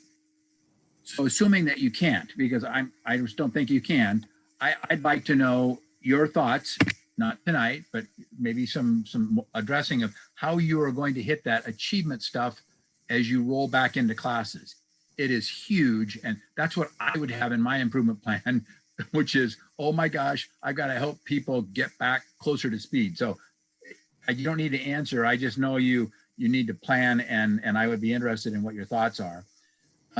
Another question that I have would be about you all, a couple of you talked about the importance of meaningful feedback from students to teachers. And if we are doing it virtually, it's difficult. If students are absent, it's difficult. If students' cameras are off, it's difficult. So my question for feedback, you to Amy and you to Ryan, is what's the level of absenteeism of kids today and the level of performance? And I think we have to be really honest. I mean, I supervise some high school student teachers in Lebanon and so on, and it is difficult to get kids to turn stuff in and to feel like they're engaged. So to me, that's it's called assessing where my kids are and then making adjustments and going from there. And my last question is a real narrow one. I would love to know where the wisdom of leveling math has been done and done successfully in the long haul. In other words, you need to give us, moms and dads, parents, the confidence that I can do, as Teresa or Sarah was saying, my child can be enriched and do other things and still take calculus as a senior. Or is that a program that's been tried in Pasadena or Timbuktu or Topeka or whatever, and look how this works, so that you can pass that information to parents and say, relax. It's not just our intuitive good hearts that say we are so upset that there are no students of color or limited students of color in those classes, but this is the right way to get there. And I think, you've got a very strong group of parents that care deeply about their individual kids' success. But I also think that they represent, or they recognize good education research. And so if you can help them, please do that. Other than that, my last comment is I know about school leadership, and this team is as close as any team I've ever been around in terms of collaboration, caring for each other. I don't see egos. My school's better, my schools are better, my curriculum's better. And so that is just so huge in terms of success. And I just compliment you. And I think it reflects Amy, and it reflects Ryan and people around you, but hooray for you. It's wonderful. Thank you. Thanks, Jay. I took note of all of that. We'll get you some information. Thanks. Thank you. Can I kind of answer a little bit of it? Absolutely. Is that okay? And it kind of answers your question, Sammy, too, about what's something that we wouldn't take with us. And I think I was using the compass to like center myself, or like find where I was when sometimes I move to feeling when I start to think about or hear about academic achievement, and that you maybe like when I hear like we might not make that, right? And I kind of always think about that in my mind and flip that differently to be like, well, why not? Like, why couldn't we? And then what systemically is getting in the way of that? And so when I think about right now and thinking about students reading at third grade, reading, on reading level by third grade, like, so why couldn't that happen right now? Like, why couldn't we help students gain the skills to get there? And so I guess the thing I would want to point out that Sammy is something that we would get rid of, that, and it kind of fits with that. When I was thinking about that and hearing that, is we've often put things into categories or into tiers or into boxes and sorted kids that way. And I think something that we've moved away from, that we'll continue to move away from, that we wouldn't go back to, and we heard Aaron talk about it, is that sphere of success. So how do we intentionally increase the sphere of success for students? And I think in the belief that if we create systems that support our students who are the most pushed out of our sphere of success and most pushed out of our system, then every student in the system will benefit and succeed. And so sometimes when I start to think about where I get off center, when I start to think about academic achievement and pieces like that, it starts to seem really individualistic. And that's like kind of where whiteness shows up into our system sometimes. And so I wonder often about how do we shift that to be more collective in our approach of how all kids can benefit and learn from each other. And when we build a system focused on meeting the needs of students who are most marginalized, how does the rest do that? And I also think I just wanted to like check an assumption maybe, and just think about all the pieces that we heard as kind and nice too, right? And like when we're collaborative and work together. And what I know about our team is really rooted in a lot of research and a lot of learning. And that we're continually learning and focusing on like new research and where that is. And so that would be like great conversations to have too on where that comes from, and where that learning and where and how we make decisions based both on belief, but where that's rooted in best practice and research too. That's why I really appreciate Dr. Whitebear's, like like pedagogically, we have to shift to a more project-based approach. So we talk about high ceiling, low floor, where, you know, we're not doing that sorting. When I was the principal at Linus Pauling, I remember, you know, kids would come in already having taken middle school classes at the elementary with different things. And I remember just kind of thinking about, you know, I was trying to understand why. And it's like, oh, because, you know, you talk to you know, high school. Well, if a student takes geometry in middle school, then they can take algebra 2 as a freshman, and they can bypass, you know, the science 9, and they can take algebra 2, and it was all like this whole system and structure, basically, so kids can get more advantageous AP classes earlier. And that's and I want to support our kids. You know, we talk about AVID programs, like kids getting into, you know, we don't want to reduce, but we don't want to sort kids in a way that's going to take away opportunity, because we have, you know, and that's the big piece, that there's opportunities with kids going through in lots of different pathways. I think that's something we're trying to interrupt, a system that limits kids.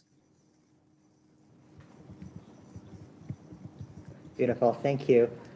Vince, we are running short of time, and unless you have one nitty-gritty question or one question that I could don't be answered have in any. a minute or two. I'm sorry to disappoint the group. I don't have any small questions to ask.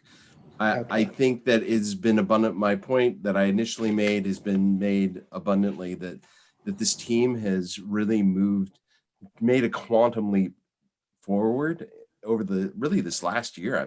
I'm really astonished. This has been an amazing conversation.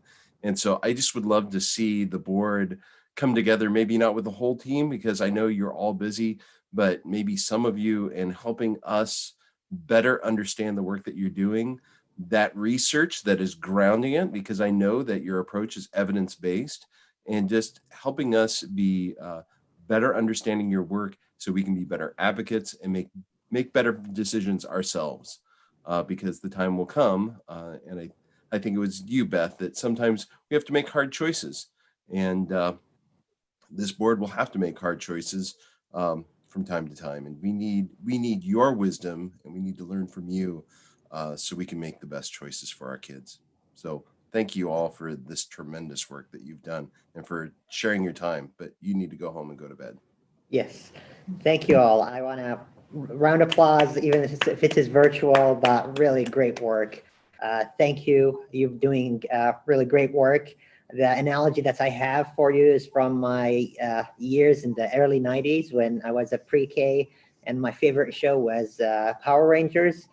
When I saw the logos and this presentation, you're coming together just like Power Rangers, Avengers, Voltron, whatever you prefer, and you're accomplishing a mission that seemed impossible. Some people who were pessimists assumed already that this is a lost generation, and I would say this is the greatest generation to come yet. If we take that as a mandate for ourselves, if we see what you're doing and work that you're transforming the education as we never seen it or imagined it before. So thank you for taking that mandate close to heart, is that we're going to prepare our kids to be really heroes of their time and be the best of themselves, put them all in the sphere of success and expand it as much as possible to include everybody. That's the vision of public education, and we're getting closer to accomplishing it. So with that, really, thank you.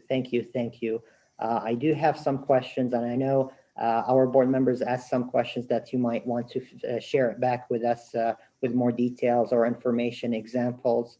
But one thing I want to make very clear, public education is here to stay. Corvallis School District is stronger than ever, and it will continue to be because of you and because of the collaboration of our teachers, staff, and our principals as shown tonight.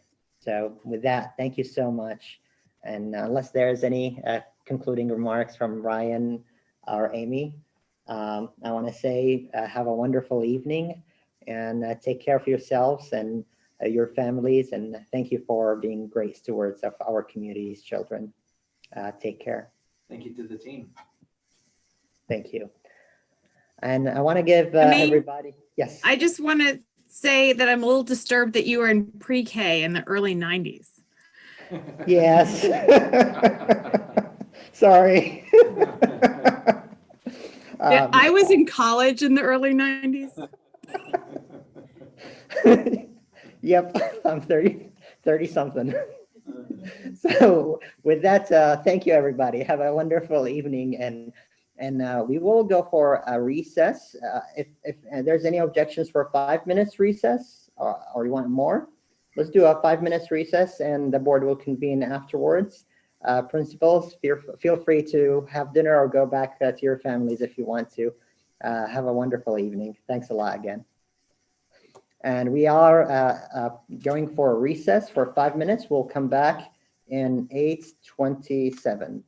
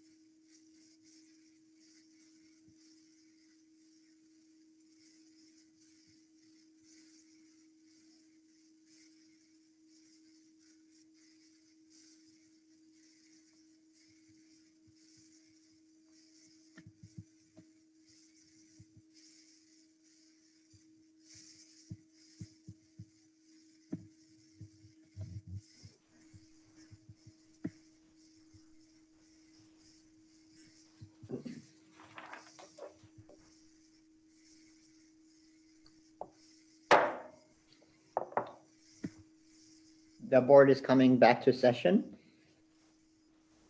We'll make sure we have everybody here.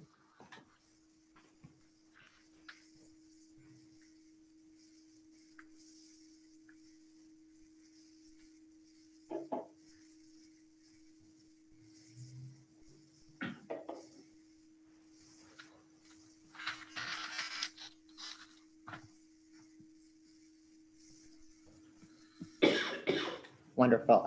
For those who don't have the camera back, let's just to make sure we have everybody, maybe raise your hand or have the camera on. And while we're waiting, I want to make clarification, Sarah, if it makes it any difference. I was in pre-K early 90s. I'm not sure if that makes any difference. It does not. Okay. I tried. No, I graduated from high school in 1990. Oh, wow, cool.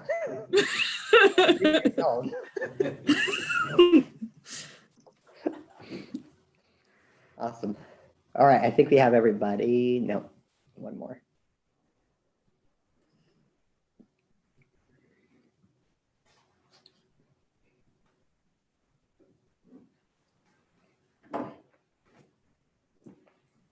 One, two, three, 4, 5. All right, well, let's get started. Okay. All right, so next item on the agenda is a superintendent's update. And I want to ask Ryan to share his remarks about the updates. Sure. So I just have a couple of slides to share with you all regarding changes that have come into place since we met last, specifically the new metrics from the Oregon Department of Education. And so I know that many of you have either seen this information or read a little bit about it, but I think it's good for us always to kind of stay on the same page as we look at what's happening now and how things continue to proceed and move forward. So let me bring it closer. Sorry. Okay. Sounds good. So go ahead and go to the next slide.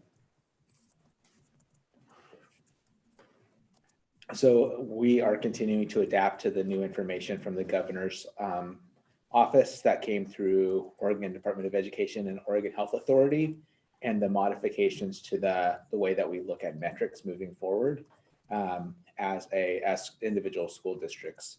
So the way that we had been looking at the information was we were looking at 3 weeks in a row, and we were looking at the number per 100,000 in each community, and that had an impact on the ability for schools to reopen. And so the way that the metrics have changed is that now it's a 2-week look back, and so it's a composite. It's the addition of 2 weeks of time based on the per 100,000 rate, and those two numbers are added together for those 2 weeks to come up with the number that we use to look at our ability to reopen schools. There was also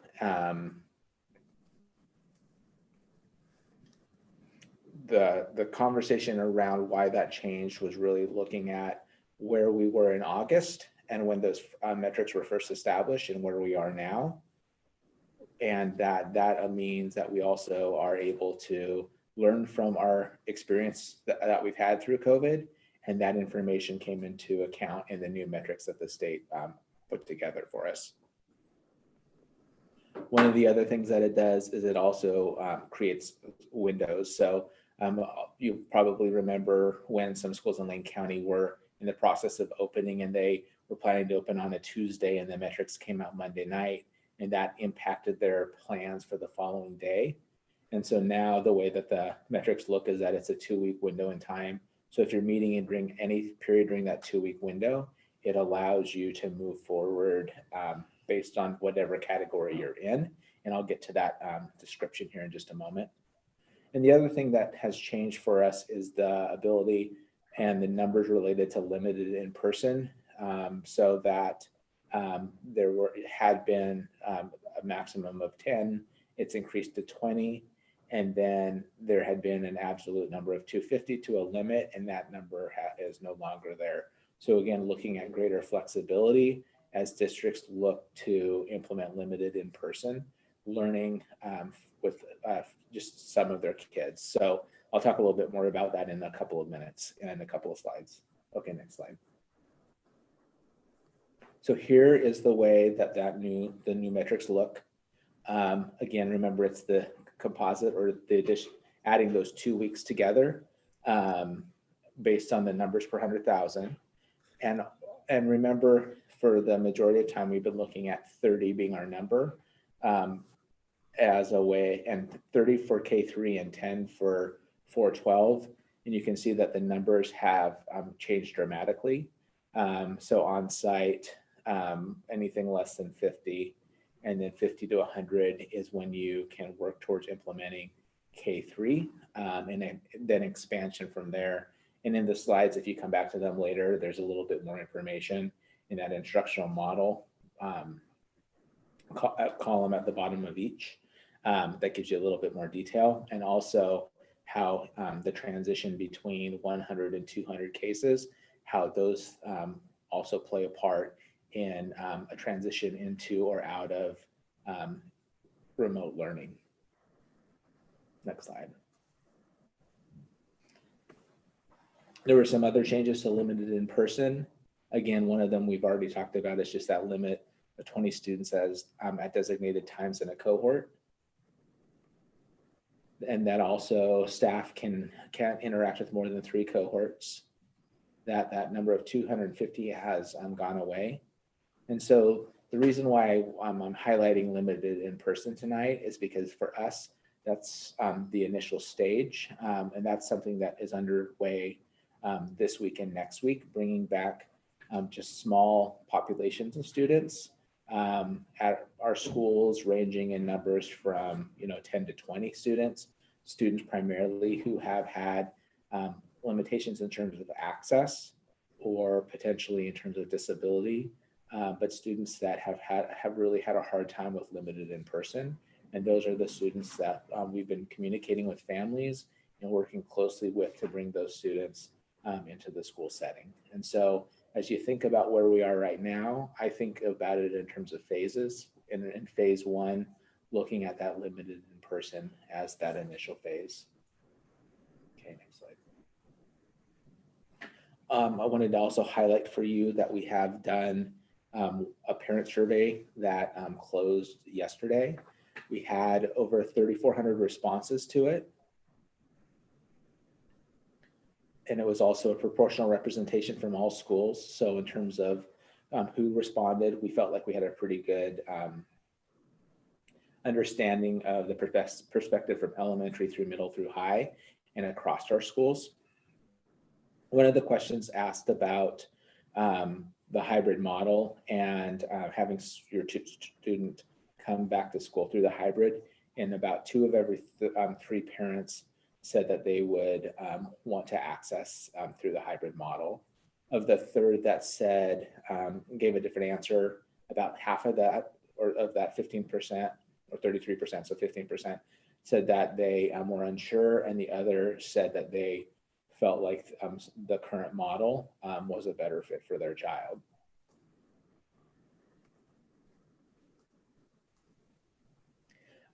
We also asked for feedback around concerns.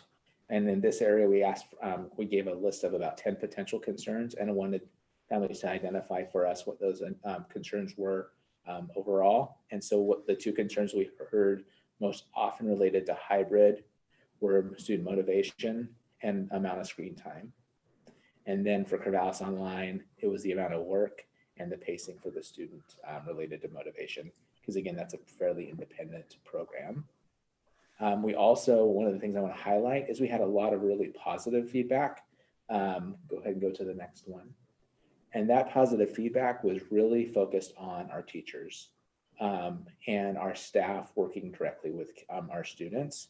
Beth gave an example just a little while ago about how appreciative teachers are of positive feedback right now.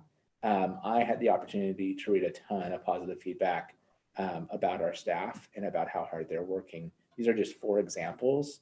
We had 1,700 comments, so these were fairly easy to find, But it was pretty consistent throughout that our families recognize how hard our teachers are working and are really appreciative of them. And so by the time I had a chance to look through the data and read the comments, I felt really inspired and really proud of the work that's happening. I know that the challenges of dealing with COVID and remote learning, there are definitely challenges, but I also heard a lot of appreciation and gratitude for our staff.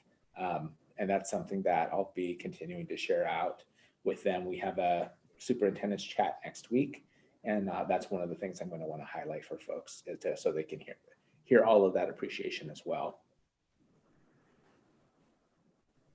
So here's some considerations as we continue to think about reopening. One of the things I highlighted earlier was the phasing approach.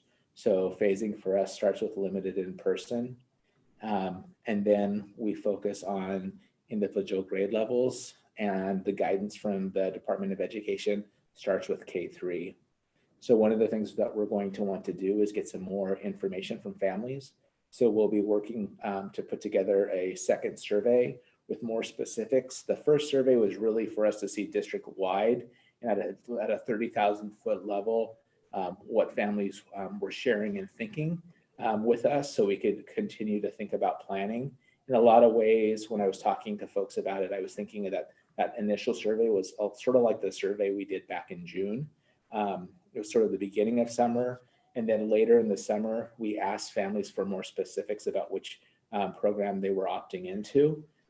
This obviously won't be a 2-month window before we get the next survey out, but we feel like we need more specific information to the school level to continue to help us with planning as we continue to move forward.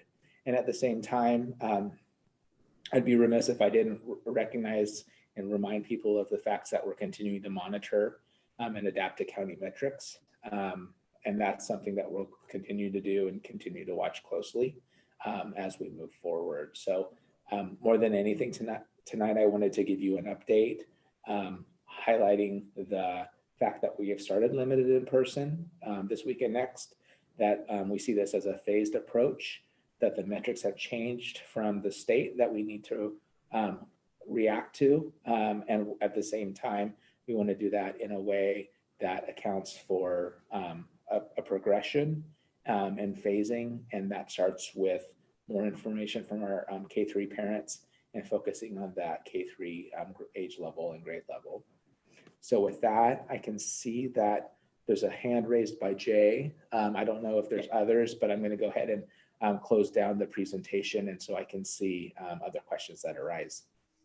All right, Jay, you want to go first? Sure. Just a couple clarifying.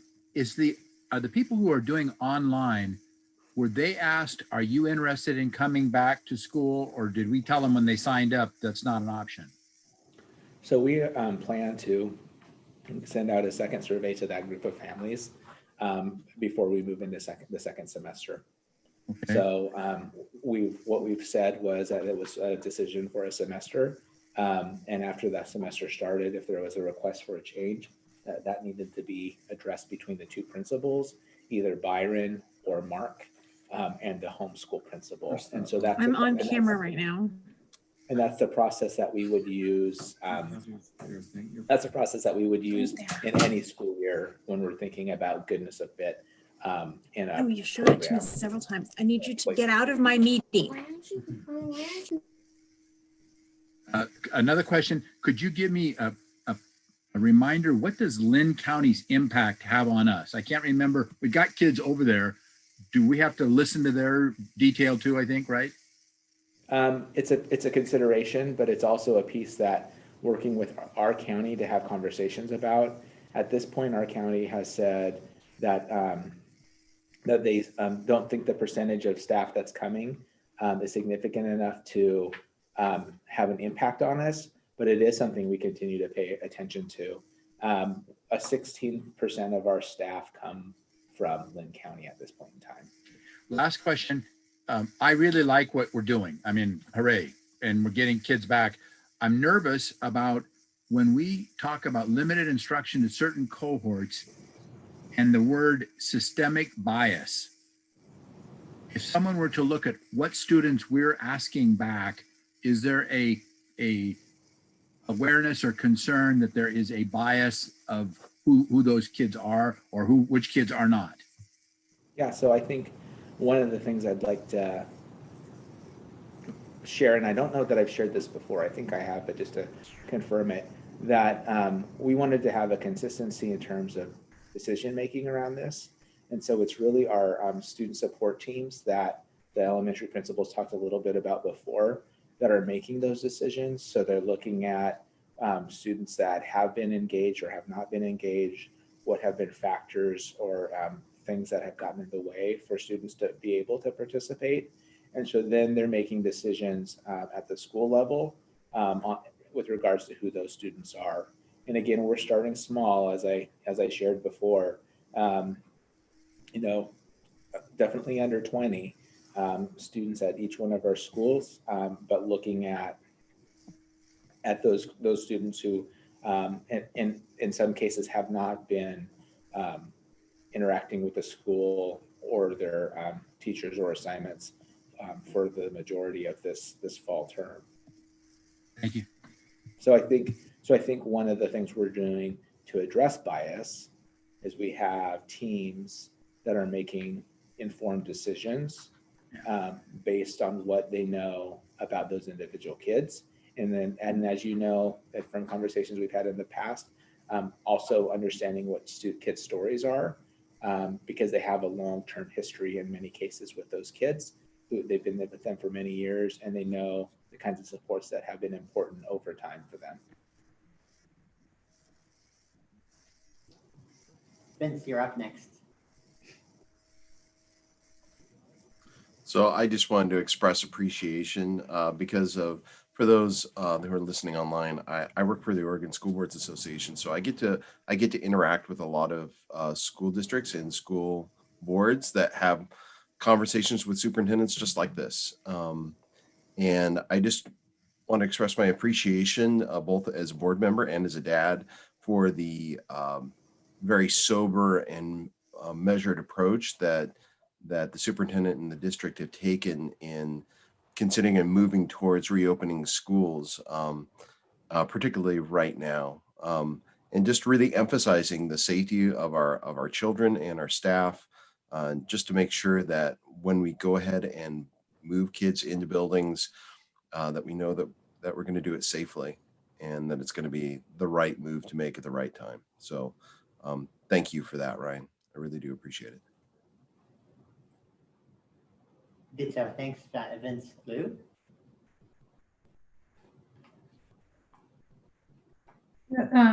Thanks, Ryan. I always appreciate how you're like re-emphasizing that we follow the state metrics and the guidelines, and that's what you've been doing this whole time, and just showing that commitment to what's laid out for us by the state. Can you, what was the number again that it needs to stay in the county for live in person? Under 50 over the 2 week. 150, is that what it was? No, under 50 for the 2 weeks. Lindsay, can you go back to the slide that has the graphic? Okay, I was just wondering what the number, because I just did the Google of Benton County and it's at 92 over the last 2 weeks. And so I don't know where those numbers are coming from and how that's correlated, just to help, because I know other people like Google the cases and stuff. So how that's how that's impacted anything, or if it has not. Yeah, that's perfect. So so in this example, Lou, you gave me the number of 92, and that's probably a pretty close, that's probably an accurate number. I'm always kind of, there's a couple of different data sources. So we just look at the one from OHA that comes out, and it's by 100,000, but that puts us in the yellow range, and the yellow line range is about careful phasing and moving towards K-3 in a hybrid. And so that's where we're at right now. And so that's why we're having some of those conversations about what does that mean for our K-3s moving forward. Okay. Great, thanks, Ryan. So like if it was over the 100, we'd be back in the yellow and would not be in the boat we're in. Is that kind of? Yeah, and so basically if you're trending up in that 100 to 200 range, then you need to be moving towards or planning more towards that distance learning. And if you're trending down, then you can begin to think again about those K3 students and what are the phasing you want to do to move those students back in. Okay, thanks, Ryan. I just really wanted to emphasize that we're like only 8 cases away from that 100, especially with the holidays coming up and the impacts of like helping minimize spread on families doing their part too in this, because that does, the number of cases does impact it. It's not like you have a magic wand over there, Ryan, and you're like, woohoo, we're like right under the 100. So that's really dependent on the cases in the county. And I think sometimes that it's easy to forget like how easy it spreads and how fast those numbers can go up. And we're seeing that wide and globally too. And so that's why I was asking the exact numbers and looking up exactly how many today it's at, and for it to frame that question, because 8 cases is not a lot. And yeah, so thank you for that. And I did want to also say I appreciate how you all are prioritizing the in-person to students who need it versus just people who want to be back in class, or families that may just want to be back because it's more comfortable, and prioritizing the students that really have that need to have the in-person at this moment, before going full on more people are back, and like easing in with them in mind. And I think that's really important. And I have 2 other questions. One of them is how teachers feel about the new metrics when those were released, how staff and teachers feel about it. And then the other one, with the percentage that you showed, like 64% isn't super high. I mean, if it was like 90 something of families who prefer going to in-person from the current mode from hybrid, later, is there going to be a situation where families have a choice to still continue to use hybrid at home? That way it's clear for families if there's a prioritization needed of numbers of kids in classes. Is that going to be consideration? Yeah, that's one of the conversations we're having right now with our administrators and with our associations, to think about, recognizing that trying to balance the work that teachers can do well. And I think what I hear is that teachers are feeling more confident now in their how they're doing in the remote learning, that it's taken time, but they're feeling more and more confidence in it. And so how do we account for that, that confidence and kind of feeling more comfortable in that mode? And how do we keep from interrupting or disrupting that too much? And how do we make sure that we're moving sort of steadily, but also not losing the things we've learned along the way? And so that's what we're trying to figure out right now. And so that's one of the reasons why I think we need more information from our parents. And I think we really want to focus on those primary grades first. And so again, I feel like there's more information we need to be able to develop really to affirm the plan that we have and make the shifts needed to have the staffing and have the options for families, and also recognizing how hard teachers have worked and how challenging this has been, but also the successes they found. To your first question about how teachers feel about the change in the metrics, I think that there's anxiety and anxiousness about that. I think when you see numbers going up across the state, and you also see the changes to the kind of loosening up of metrics at this in schools, that there are some questions about that, and there's some stress around that. And so I think that it's mixed for sure. Great. Did I answer all of them you had?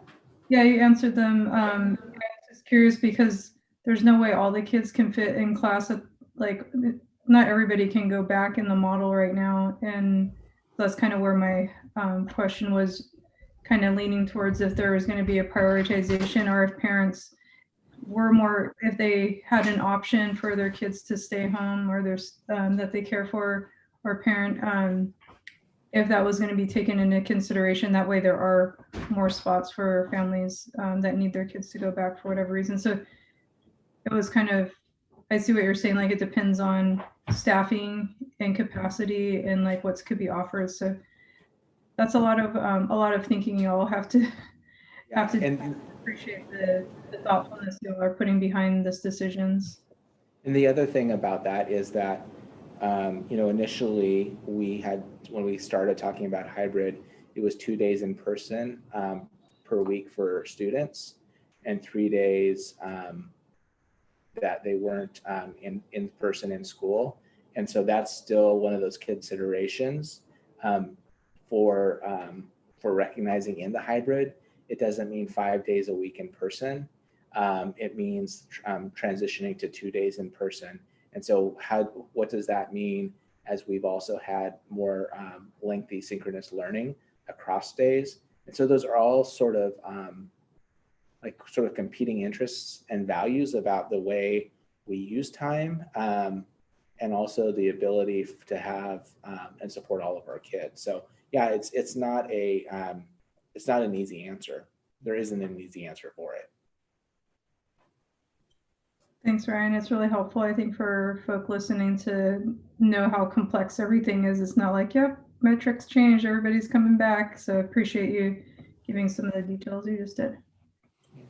Yeah. The only other thing I would add was there's also a component right now for our high schoolers that are participating in athletics, and having students begin to do a couple of workouts per week. OSAA is still anticipating having seasons coming up, and so that's one other place where having limited number of students, limited number of time, following precautions, but for physical activity, that's the other place that that first phase really accounts for. But generally speaking, again, it's a small number of kids, and the one of the challenge of this for us has been is looking at just how dynamic all of this is. So recognizing that we start 1 week and our metrics look one way, and we move to the next week and they might look different. And so we have to continue to, every plan that we make, I guess, has been changed or modified as we've moved along. And so I think that's the other consideration for the board, is that the plan that I share tonight will probably be changed and modified as we continue to move forward, because that is how this virus has worked. I gave you the quote months ago now that, the virus sets the timeline, and that's still the case for us. And so I think that I'll continue to come to you with updates as we move along through the winter and into the spring, each time we meet, because I think that that's the best way to keep you all informed. And it's also important because things continue to change for us. And then you had a question too. I was just going to comment that in addition to the metrics that Lou was looking at, and Benton County has updated theirs, so their dashboard is current. Willamette ESD also has a nice dashboard to help folks like school boards and members of the community to interpret these metrics and make sense of them in real time. So we might consider putting those on the district website. But I can certainly share those out to the board. Yeah, and they've Willamette ESD has been helpful statewide and willing to continue to make changes. They modified them right after the governor changed the metric standards so that people could continue to utilize that site. Wonderful. Any other questions or comments? Well, thanks, Ryan. Being cautious and adaptable is the name of the game. and let's do our best. School district wide, we're doing the precautions, but really a message for the families and for my colleagues at OSU, students, faculty, and everybody is to really know that it takes all of us to make this happen, and low community spread is going to be very important and critical. With that, I'm not sure what we can do as a school district to keep that community spread low, other than telling the community that we're doing this in a phased way with all the precautions in place, following the guidelines and public health recommendations. And that will continue to ask for input. Yeah. Wonderful. Thanks a lot. Thanks. All right. If there's no further comments or questions, really with the deep gratitude, Ryan, for your leadership on this work, we'll move into ratifying the financial agreement with Oregon School Employees Association, Chapter 2, OSEA. So with that, does anyone wish to make a motion? And of course, after the motion, we still can have a discussion and questions, or vice versa.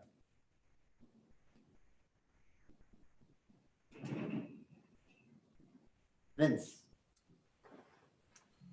Hold on a moment so I can get it in front of me. So I move to approve the financial component of the contract with OSEA for the 2020-2021 school year. Do I hear a second? This is Jay. I second it. All right. Any further discussion or any discussion on the motion? I will just say that like the other association, the process that the district engaged in was very even-handed and tried to work diligently to come to an agreement, and was really emphasizing the needs of staff as much they were able within the budget constraint. It was a challenging process because of the fiscal situation that the district and the state is in. And so I just really applaud the district negotiating team for their heartfelt and candid approach to the process. It's once again an example of how our leadership and our associations work to cultivate a collaborative relationship to meet our needs. Thank you. Yeah, I just want to add that, again, for us, it was, the challenges of the economics of the time, and at the same time, continuing to work together to come up with a solution, either in terms of model, in terms of when increases went into place throughout the year, or other ideas and considerations to try to address the needs of the association, while knowing that we have our finances are tighter than they've been for quite some time. So yeah, I'm happy that we were able to come to an agreement, and we have that on the agenda for tonight. Wonderful, wonderful. Any further questions or discussion? See none, I will, sorry, Jay, go ahead. No. Okay, see none, we'll go for our votes, and Jay, what's your vote? Aye. Aye, and then we have Vince, what's your vote? Aye. Therese, what's your vote? Aye. Lou, what's your vote? Aye. Sarah, what's your vote? Aye. I vote aye. Passes unanimously. Congratulations, and thank you for our association and bargaining team, with negotiation team from the district side. Really appreciate this collaborative work and making sure that we can get work done for our kids. Yeah, and thanks again to Vince and Therese for their participation, and also to our team, which includes Jennifer and Olivia, who really helped us to come to this agreement. Wonderful. Well, thank you. Yeah, I want to just share the leadership of your staff is phenomenal. I've been in other bargaining outside this capacity, and the transparency and what you share and how you share it is just the role model of negotiation. So I say that in other capacities and within my union as well. And I think it's just something I'm learning from, and I really appreciate. It's the first time we've negotiated on Zoom or on with YouTube with a live link. So Wow. that's different. But again, again, we have a really great team committed and trying to do our best within the confines of a tight budget. That's wonderful. Thank you. All right. Next item on the agenda is consolidated action. As a reminder, items under this portion of the agenda is for action. Does anyone have any question about anything in the consolidated action? I do have one, but Vince, go ahead. So my question is about the CV early renovation work. I'm looking for Kim. Oh, there you are. Hi, Kim. Okay. And we got Dale too. Good. Can you just give me I know that you wrote the cover sheet and I read it and I think I understand it, but can you just go over it? And and I have some fiscal questions embedded in that too. So can you just go over what the changes are and how they unfolded so I can have a better understanding? Sure. Dale, do you want me to take this or would you like to?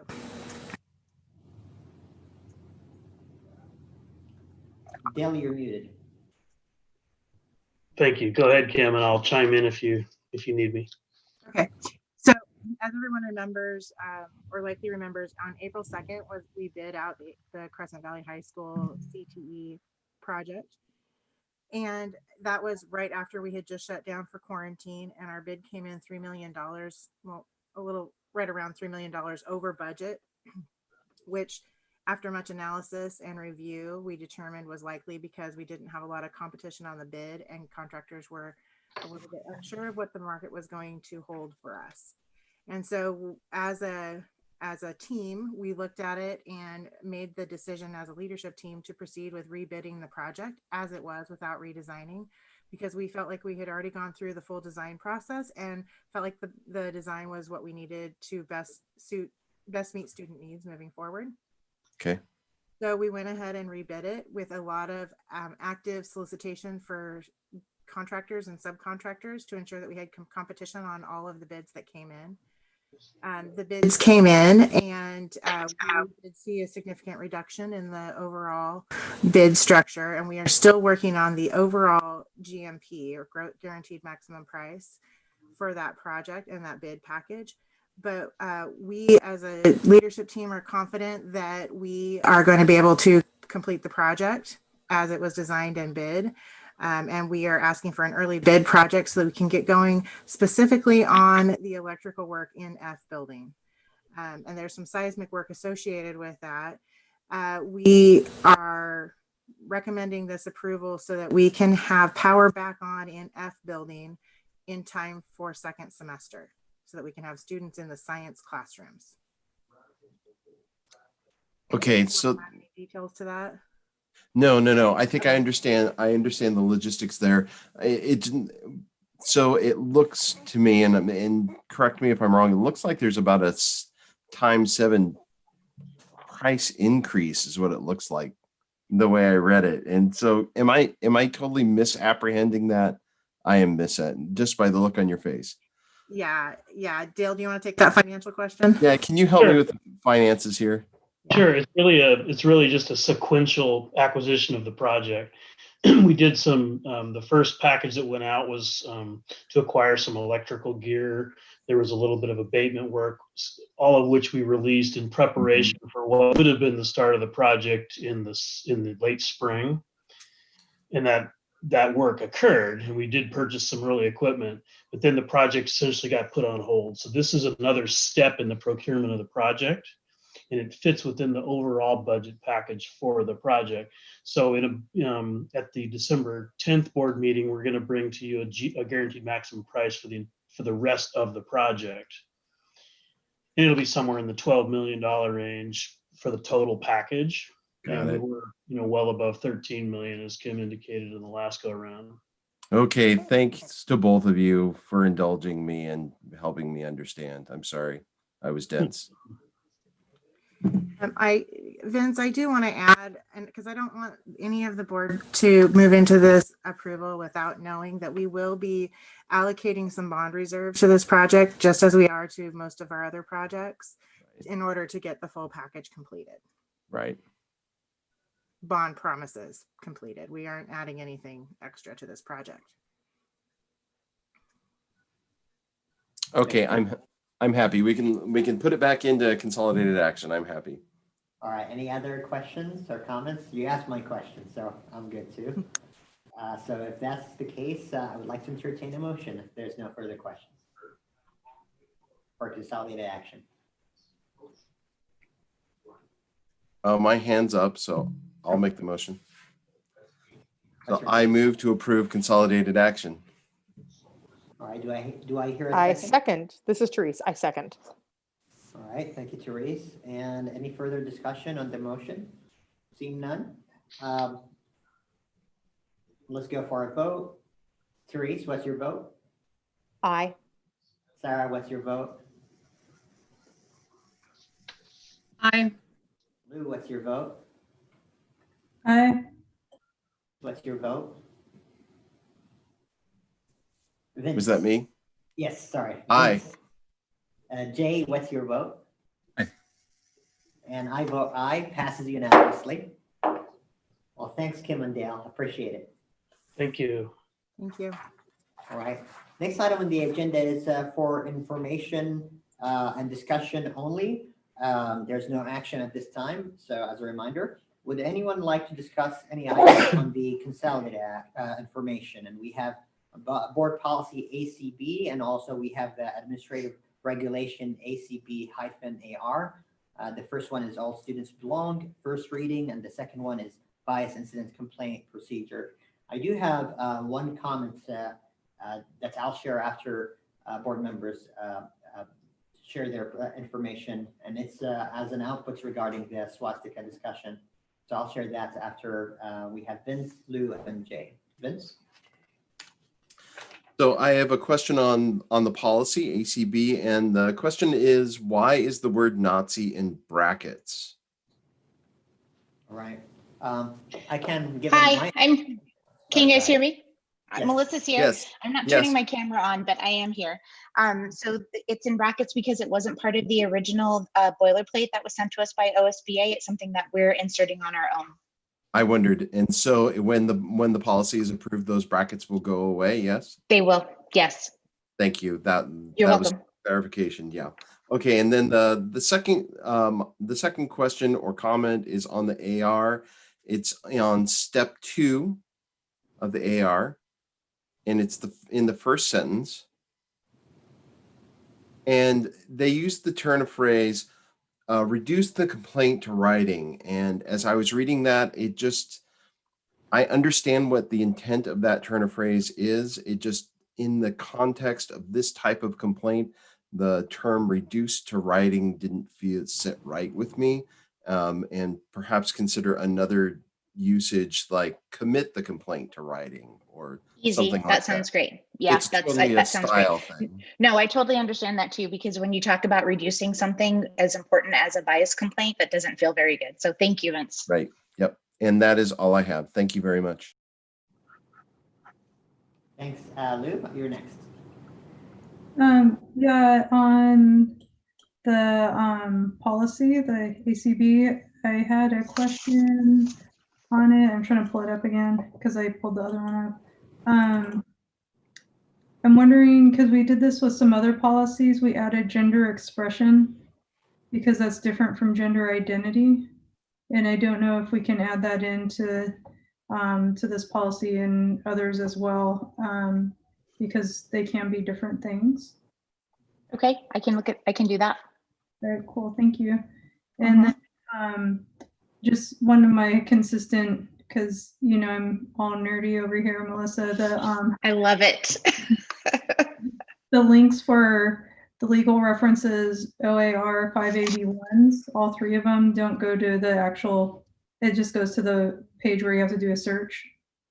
Oh, okay. Yeah, that's just because I like to read those. But okay. So just that part. The other ones usually go, except for if they go to that homepage. I've noticed a lot that they're the ones where there's the dashes after it, and I don't know what can help with that. And I know at one point I was like, maybe just putting the how to search it on the bottoms of policies. Okay. change often, but yeah, it seems like it's mostly those ones when I've looked at them. All right, we'll fix those links. Thank you. Thanks. And then on the AR too, yeah, what Vince said about reduce, another word maybe document or Okay. record, just something like that instead of reduce. But the other one too, it seemed like something was missing on the second bullet point, because it says educational components that address the history and impact of hate. Does that mean like the hate symbol or actually about hate itself? That wasn't very clear to me, like if it needed to say hate symbol, if it's specifically about that one, or if they're talking about overall how hate impacts people.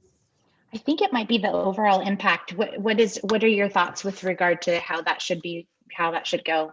I would be interested to hear that. Yeah, it just wasn't clear if that was what the intent was, because that's pretty, it may be like that's a real big idea, and maybe focusing more on the hate symbol. Yeah, just because like if you're talking about that, that's huge, and yeah, and it might be a little bit too broad, unless you're intending it to be broad. It just kind of stood out a little bit. I was like, that's a big task. It is. It is. Educational material together. Okay. Yeah, so there's just that one, and then bullet point 4 on that same step. Is it 1? No, it's 3. Excuse me, it's bullet 3. It says accountability and transformation for people who have caused harm. I'm a little bit curious how the transformation of people would be assessed, and if it may be a different word, because you can educate somebody, but that doesn't mean you're transforming them, or it doesn't mean you're changing the ideology behind the symbols, how they're valued by that person, by providing this. And I don't know if what's kind of meant is like that transformational opportunities are being presented to them. Okay.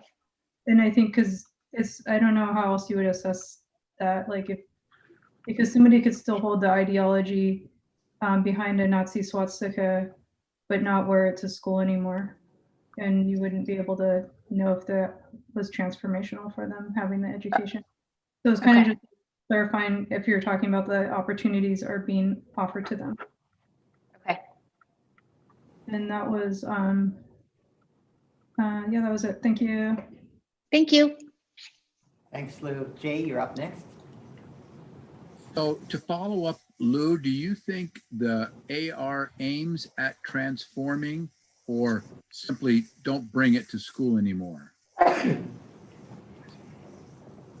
I think that it's aiming at transforming what's acceptable in places of learning where people feel safe and feel like they can access their education.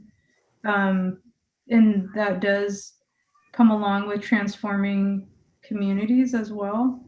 But I don't know if a policy can encompass, because the policies, we have to be able to gauge them too and assess if they're working. And how do you do that with something that's built on hate? Like, how do you assess if somebody still holds that ideology? And yeah, that's kind of what that I was looking at, but I wasn't sure the intent of it. And if it is to transform people, then how would you determine that, was my question. Yeah. I guess my comment or question there is unbelievably difficult and maybe not appropriate to measure transformation of what's in a person's heart. It's just, I don't think, my opinion would be that's not something that we can gauge behavior, but we shouldn't, I think, be, I don't know how you would, sit down and say, young man, have you changed your heart? That's just not, I don't think that's good for government to be doing that. So there's a comment. My other question, I think I raised it last time, but I want to have clarification maybe from the group as a whole. So this policy aims at eliminating discrimination and harassment, and we discriminate all the time in some things that are not wrong. It's, what kind of car you drive or whatever. But we're talking about certain kinds of discrimination and harassment. And so I don't like harassing and I don't like discrimination in any of these areas. And then the question goes, are there other areas where that I'm uncomfortable with? And the one that I think I raised last time, and I'm just asking for perception or if it's even viable, is it ever appropriate in a school for a person to be discriminated or harassed based on their appropriate expression of a political viewpoint? That is, not interfering with reasonable educational environment. But I would hate to have somebody harassed because of a political viewpoint if it was being, not inappropriate. And I just don't know whether the board as a whole wants to weigh into that or wants to leave it to, these are more based on the Constitution and statute. So we've got a pretty clear guideline. So I guess I'm just throwing out where the board might be feeling in that area. Yeah, if I may, I'll take a stab at it, and if any colleagues want to also talk about it, and maybe staff. But I would say, Jay, the way I see the fine line of political speech versus the purview of this policy is really the criteria that is included in here, which is we're documenting substantial disruption for our operations as a public education entity. And also we are, we see that students are, their rights to learn or their rights have been infringed upon by that speech, hate speech, or implicit bias, or all of these actions. So I think the way I see it is, if anyone puts their political speech in a way that disrupts operation and may infringe on people's rights, definitely that's still disrupting our work. So if someone brings a fascist ideology, such as the Nazi ideology, that's the time where we want to say, no, this is not only political speech, it's disrupting operations and also infringing on the rights of our students. So I think that's where I see the metric can be evaluated, and how our documentation in the cover page really give us a justification to be able to evaluate any speech that violates these, or that meets these two criteria, whether it is political or not. Lou, you want to speak to that? Yeah, I was just going to say the policy and the state guidance is pretty clear what they're talking about, and that it is symbols of hate are pretty much spelled out in here. And I think that there's also some national examples of seeing some sanctions that have happened that are good to learn from too, that may seem like they're politically like they're political expressions when they're actually they could be symbols of hate on how they impact students. And so a really recent example is, I can't remember, was it in Arizona maybe, where one of the teachers dressed up as a border wall in a predominantly Hispanic serving elementary school, and the teacher was sanctioned for wearing that because of the fear it instilled in the kids. And a lot of them and parents expressed how that impacted them, and because of the proximity of all of the things that are happening in the racial tensions, that was considered something that they were sanctioned about. And so I would say, like, that seems like it would be a political endorsement, but it was really about the impact of that very specific piece of it. I don't know how that would play out here, but it popped in my head when you asked about that, because a lot of times people will associate certain things like that with political parties when it wasn't really what it was about. And so that was an example of a symbol that may be interpreted, but I really think leaning on the guidance and not pushing it to a direction that it's not intended for is really important. And what the intent behind this is to protect kids' rights to access their education that are free from harm, including psychological harm, because that was part of the background on this policy too, because it's not just about physical harm that takes place, but it's also about the psychological harm and how that can inhibit learning I know if a kid, if one of my kids was in school and somebody was wearing a Scalp the Indians shirt because they were playing Paloma, that would be psychologically harmful to them. They wouldn't be able to concentrate in school for the rest of the day. So it's like those kind of impacts on how it's interfering with learning is how I was reading it. I don't know if that's helpful if I'm getting ranty, but yeah. Spot on. Thank you, Lou. Any other one want to speak to that? Vince? Yeah, I mean, the way that I kind of, the lens through which I kind of shoot this is, and particularly in the political context, is you move to hate when your political ideology is attacking someone else's inherent identity, and particularly, you know, and those are listed here. And so you move from the realm of politics to hate when you start attacking the inherent qualities of a person that are largely immutable. So yeah, for instance, you can't change the color of your skin. So for me, that's where the line is drawn.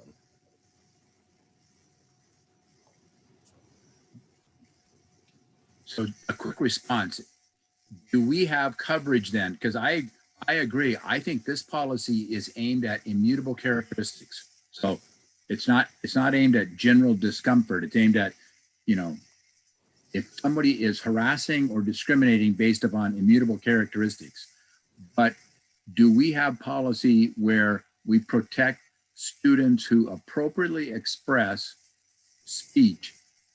Do we have protection for them from harassment by other students or discrimination? And the easy example that someone I thought was going to get to was the Antifa. If someone were wearing an Antifa shirt, and just it's an expression, and he is not being disruptive, but he might be if in a classroom, but walking down the hall, he keeps getting harassed by someone.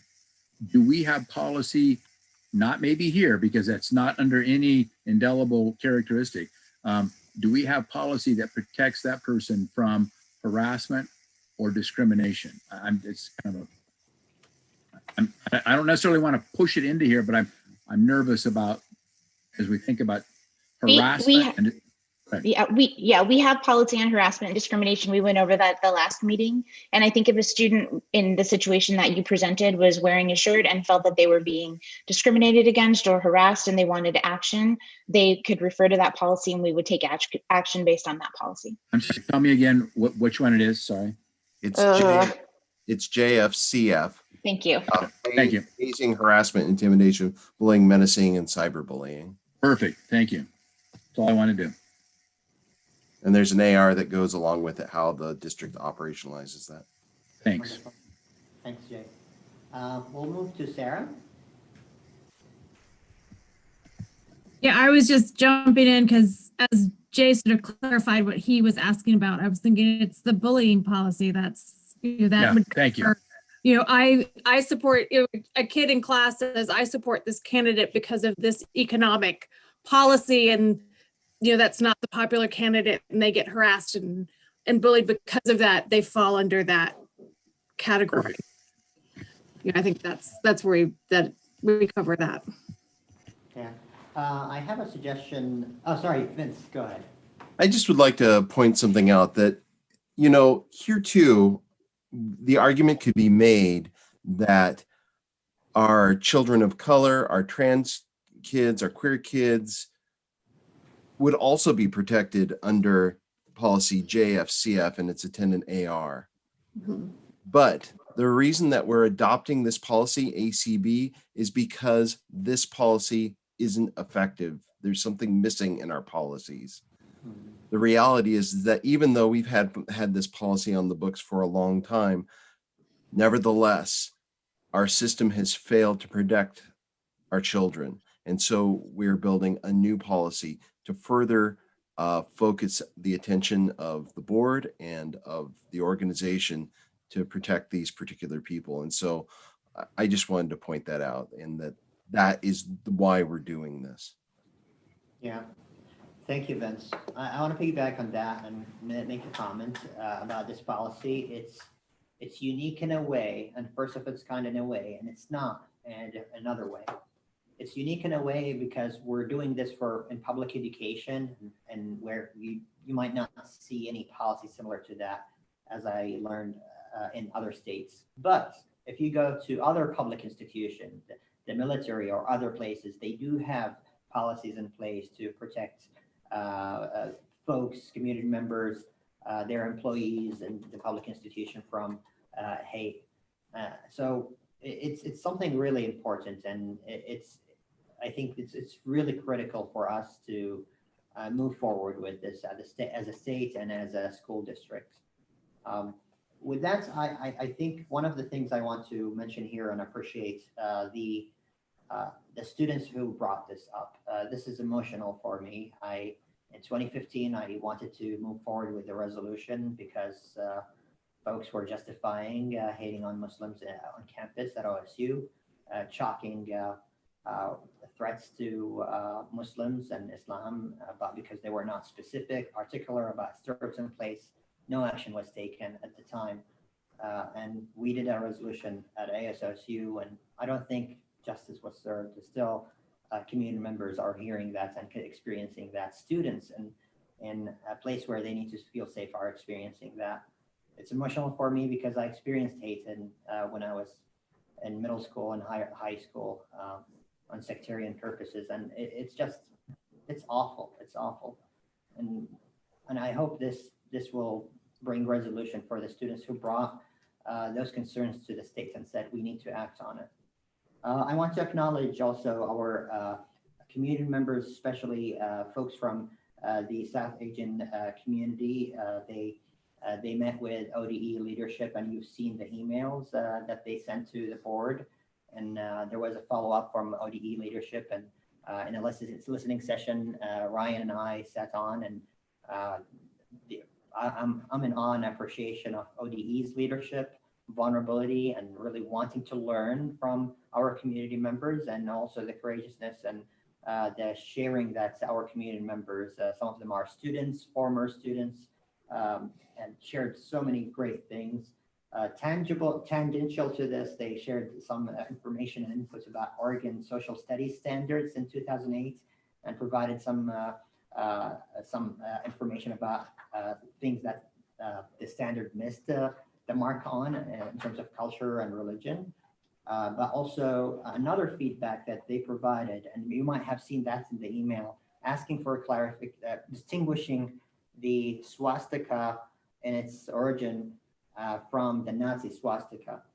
And a suggestion that came from there was, don't even call it swastika, because the swastika is a Sanskrit word. It has a positive meaning, and it was culturally misappropriated and by the Nazis. And I'm wondering if staff and my colleagues are okay with a suggestion such as we change the Nazi swastika into, and the German name of it is, I think, Hakenkreuz. So we could say Nazi symbols such as the Hakenkreuz. So we make it very specific into any symbols of hate from the Nazis. It's not only the Hakenkreuz, if there's any symbologies from there, we bring it there. We stop that cultural misappropriation of the swastika, and our Hindu students, our South Asian students, I think brought that as a really important point that I think we should observe. So I don't know what do we think about that? Could we do that? Are you asking me? Yeah. You can ask I would me. say, yeah, I would like to ask you first. And Yeah. maybe I think that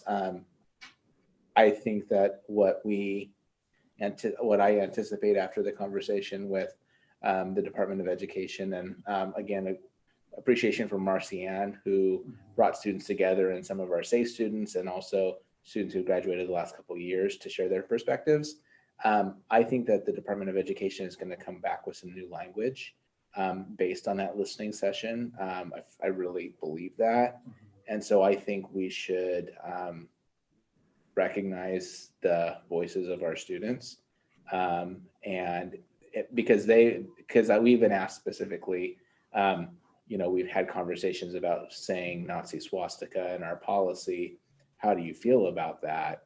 And that's where those kids students had, or I should say young adults, had more time to reflect and said, I think we should, these are the recommendations that we would make. So I think we should look at those recommendations that they've put forward. Melissa can do some confirmation with OSBA around that, but that would be my recommendation. Okay, thank you. And I'd like to ask my colleagues, are we okay with that recommendation? Sounds good. So I see thumbs up. Can I just add something to that, Sammy, too, of like the importance of it beyond the like cultural appropriation of the word is that seems to be like the most commonly used symbol, like Nazi symbol that people recognize, but there's other ones. And by limiting it to Nazi symbols, you're also like, if people are more likely to sneak in some other ones too. And so like, I like how it was more broad with symbols, and look forward to seeing what the other recommended languages, but there's plenty of other symbols that could be used as well that aren't as recognizable. And so having a more broad term is good. Wonderful. Thank you, Lou. Sarah? Yeah, this was just a thought as we were sort of briefly touching on why this is important to have. And we have a bullying and harassment policy. And I think we need to be clear that this is about creating environments where children cannot access their education because of who they are. And I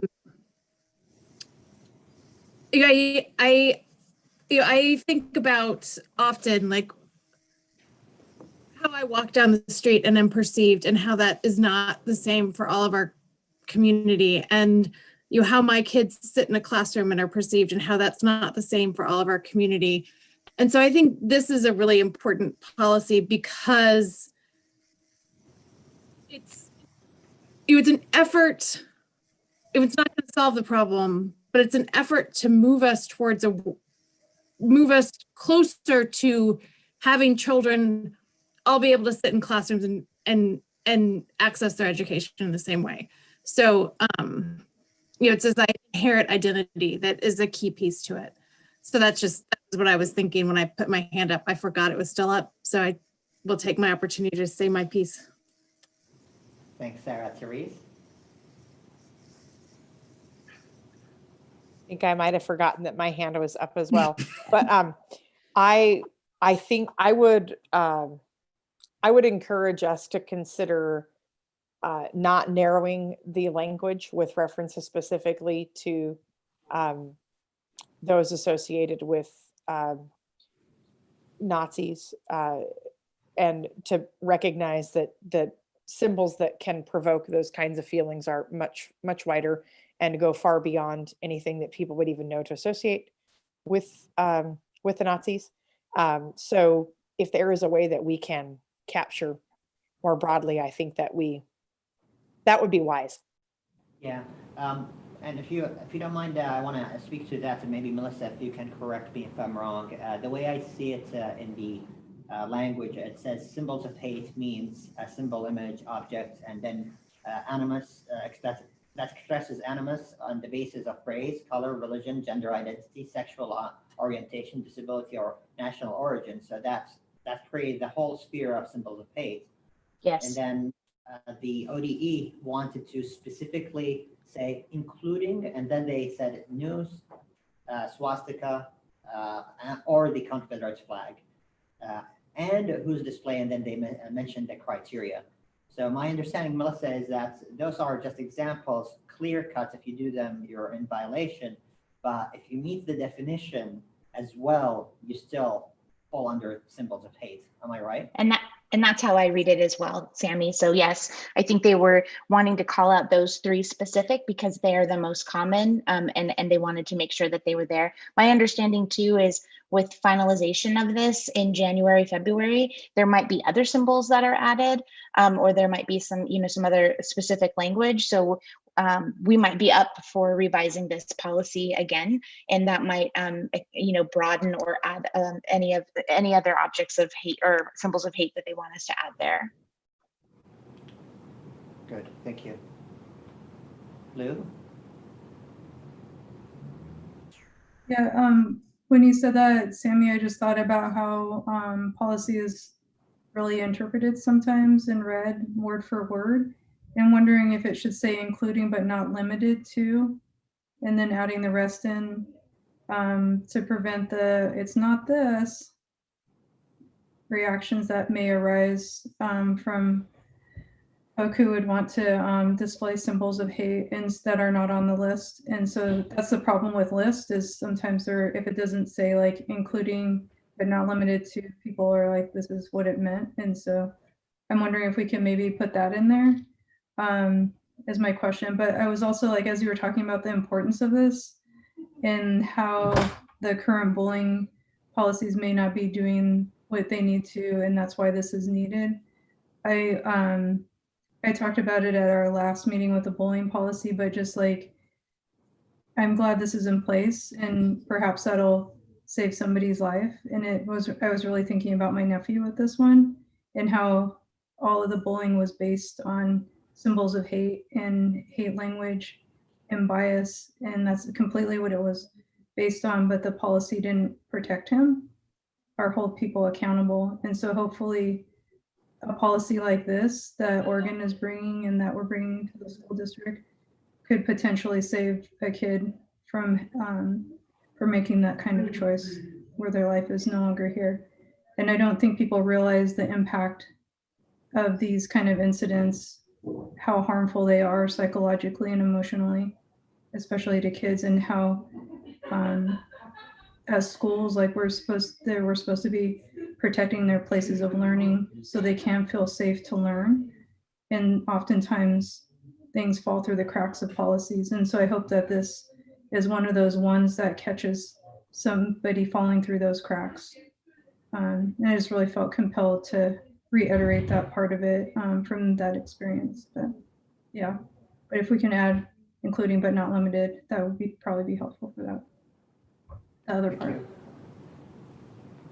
Melissa and Brian, are we okay with that suggestion? So we'll take that one, the including but not limited to. And are we in agreement on saying Nazi symbols of hate, but not saying specifically the German word for swastika? I'm okay with that. Or if you say Nazi symbols of hate, such as the Hakenkreuz, do you think that would be limiting?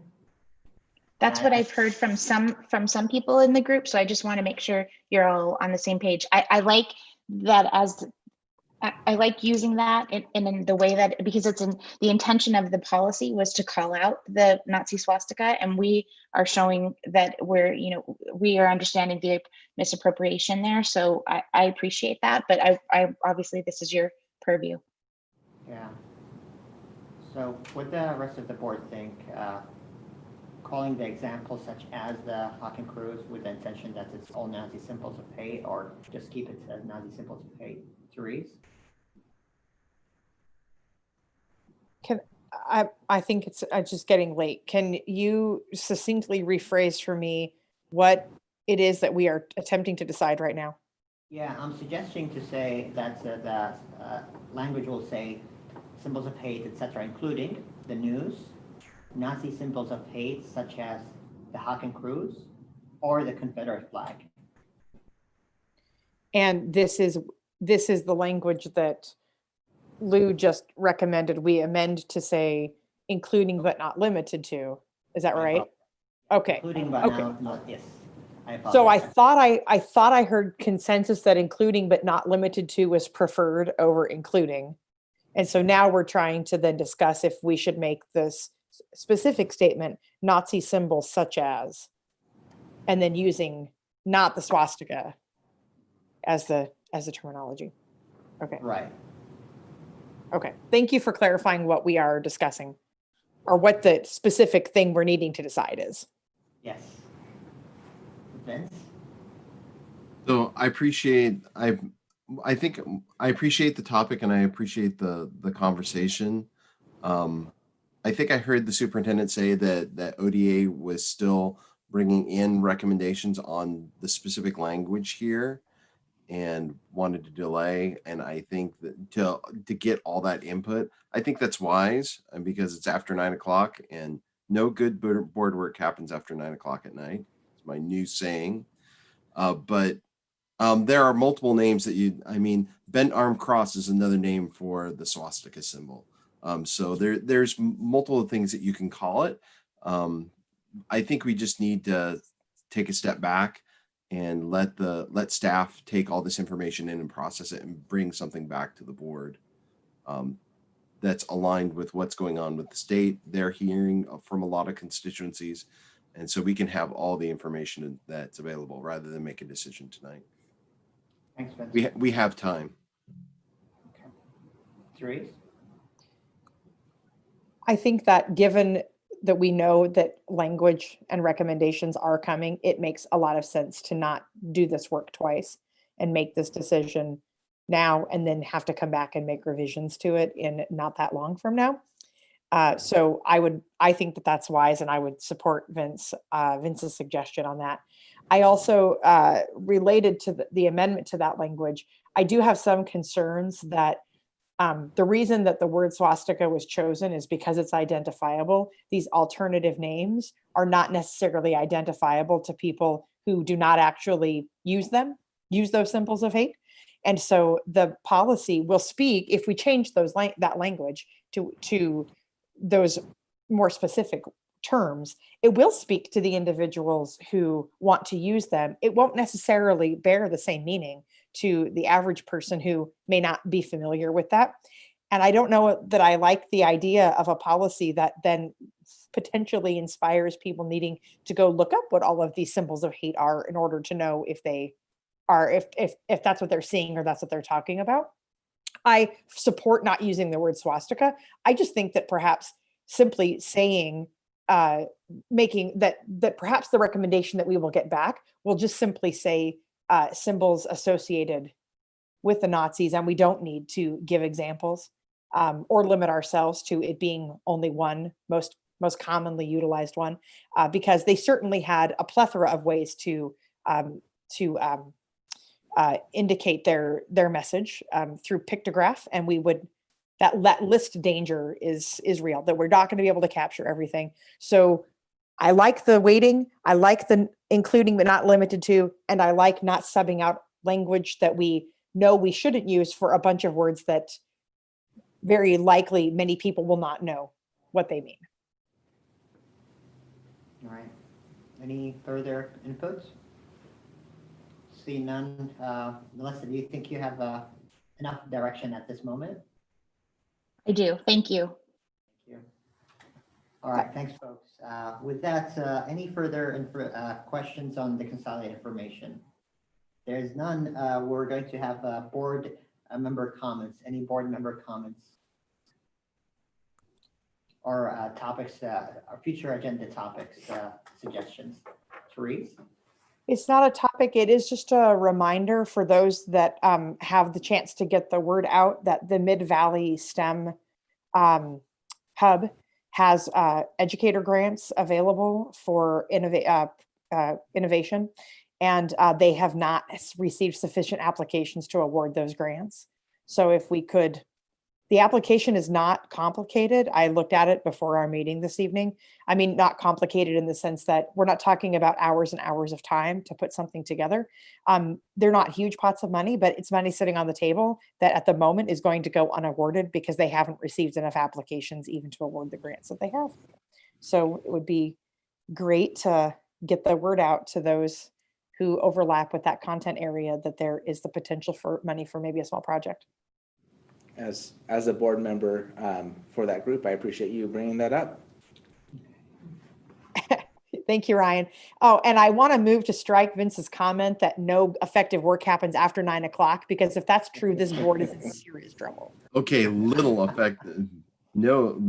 good board work happens after 9 p.m. All right, Sarah.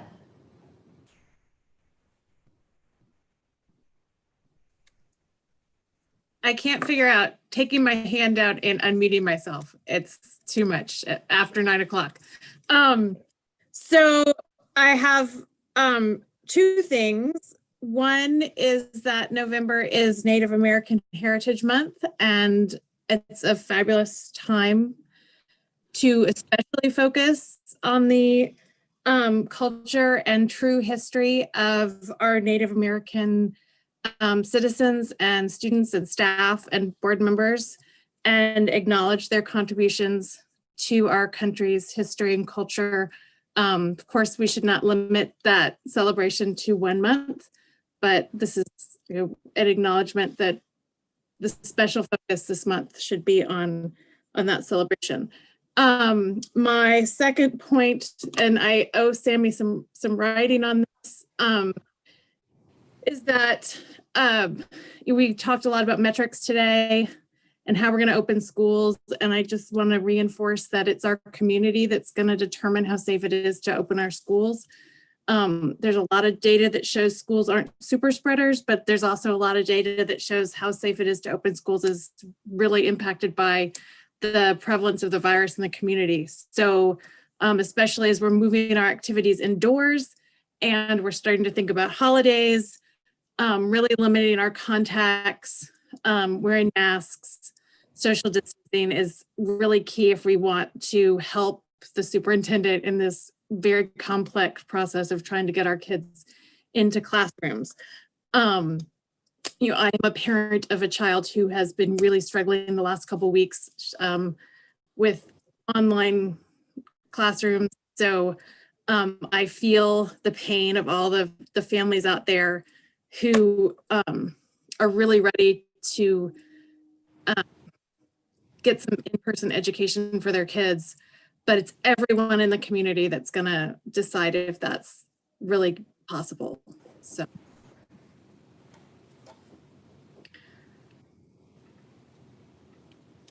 That's. Thanks, Sarah. Lou? Mm-hmm. Well, Sarah basically said what I was going to say, which was Happy Native American Heritage Month. I'd say Native American and Indigenous Heritage Month. And since Sarah talked about the celebratory part of it, I would say like maybe think of some amazing Indigenous people throughout history or in current times that may be considered major contributors to how we live in society, or who are some heroes you can think of that have Native American heritage to start learning about. And so just wanted to throw that out there too. And Sarah said the other thing I was going to say too was don't forget to wear your mask. So mask up and socially distance and all the precautions. Ryan and the whole team is working really hard on the school part for in-person. And I would hate to see all of that just slip away with 1 week worth of data. Yeah, so that was pretty much it. So happy Native American and Indigenous Heritage Month. Oh, and one more thing about that. I also wanted to celebrate all the staff and teachers and administrators that have Native American heritage as well, or Indigenous heritage. Thank you, Lou. Same at you. Jay? I just want to do some thanking first to Vince and Therese for all those extra hours and working on the bargaining. It's hard work and extra, and it's work well done. So thank you. And Ryan, to your team. Thanks to Sammy. Sammy, you're doing a great job in terms of getting this prepared and pulling us together. And so I appreciate you again working as a chair. Thank you to the board members who are participating as presenters at the coming Saturday session, the Oregon School Board. The public should be proud that our board members are leaders in key areas. And so I appreciate that very much. And then finally, thank you, Ryan, for pushing forward on learning in person, limited learning. And it's really hard on the public, but you're doing a great job of trying to pull together all the pressures and the sensitivities. It's not easy. It's not, it's very complex. So thanks for your hard work, you and your team. Thanks, Jay. Appreciate it. And just wanted to remind everybody about the OSBA convention on Saturday. So if you have any issues logging in, I would say try to log into your Passable account. That was generated for you. And if you have any problems, there's an email, or maybe you can contact Lindsay to get that set up, because that's the only way for us to watch the videos. And really excited to learn from Ryan, Sabrina, and Joe about the work on mental health, and also from my colleagues on school boards. I'm gonna give a plug for my panel. We have a very intelligent panel on the digital divide from all around Oregon. That's Satya, the chair of Sam Kaiser, and I are hosting. So feel free to join that one. There are other ones at the same time. They're all going to be recorded, so you're not going to miss on any. But it's really going to be an exciting day on Saturday. And with that, yeah, thank you all for a very productive meeting. Any other comments for the good of the order? Jay? No, thank you. Bye. All right, you're good? Okay, awesome. So see none, we are adjourned. Have a good, wonderful evening.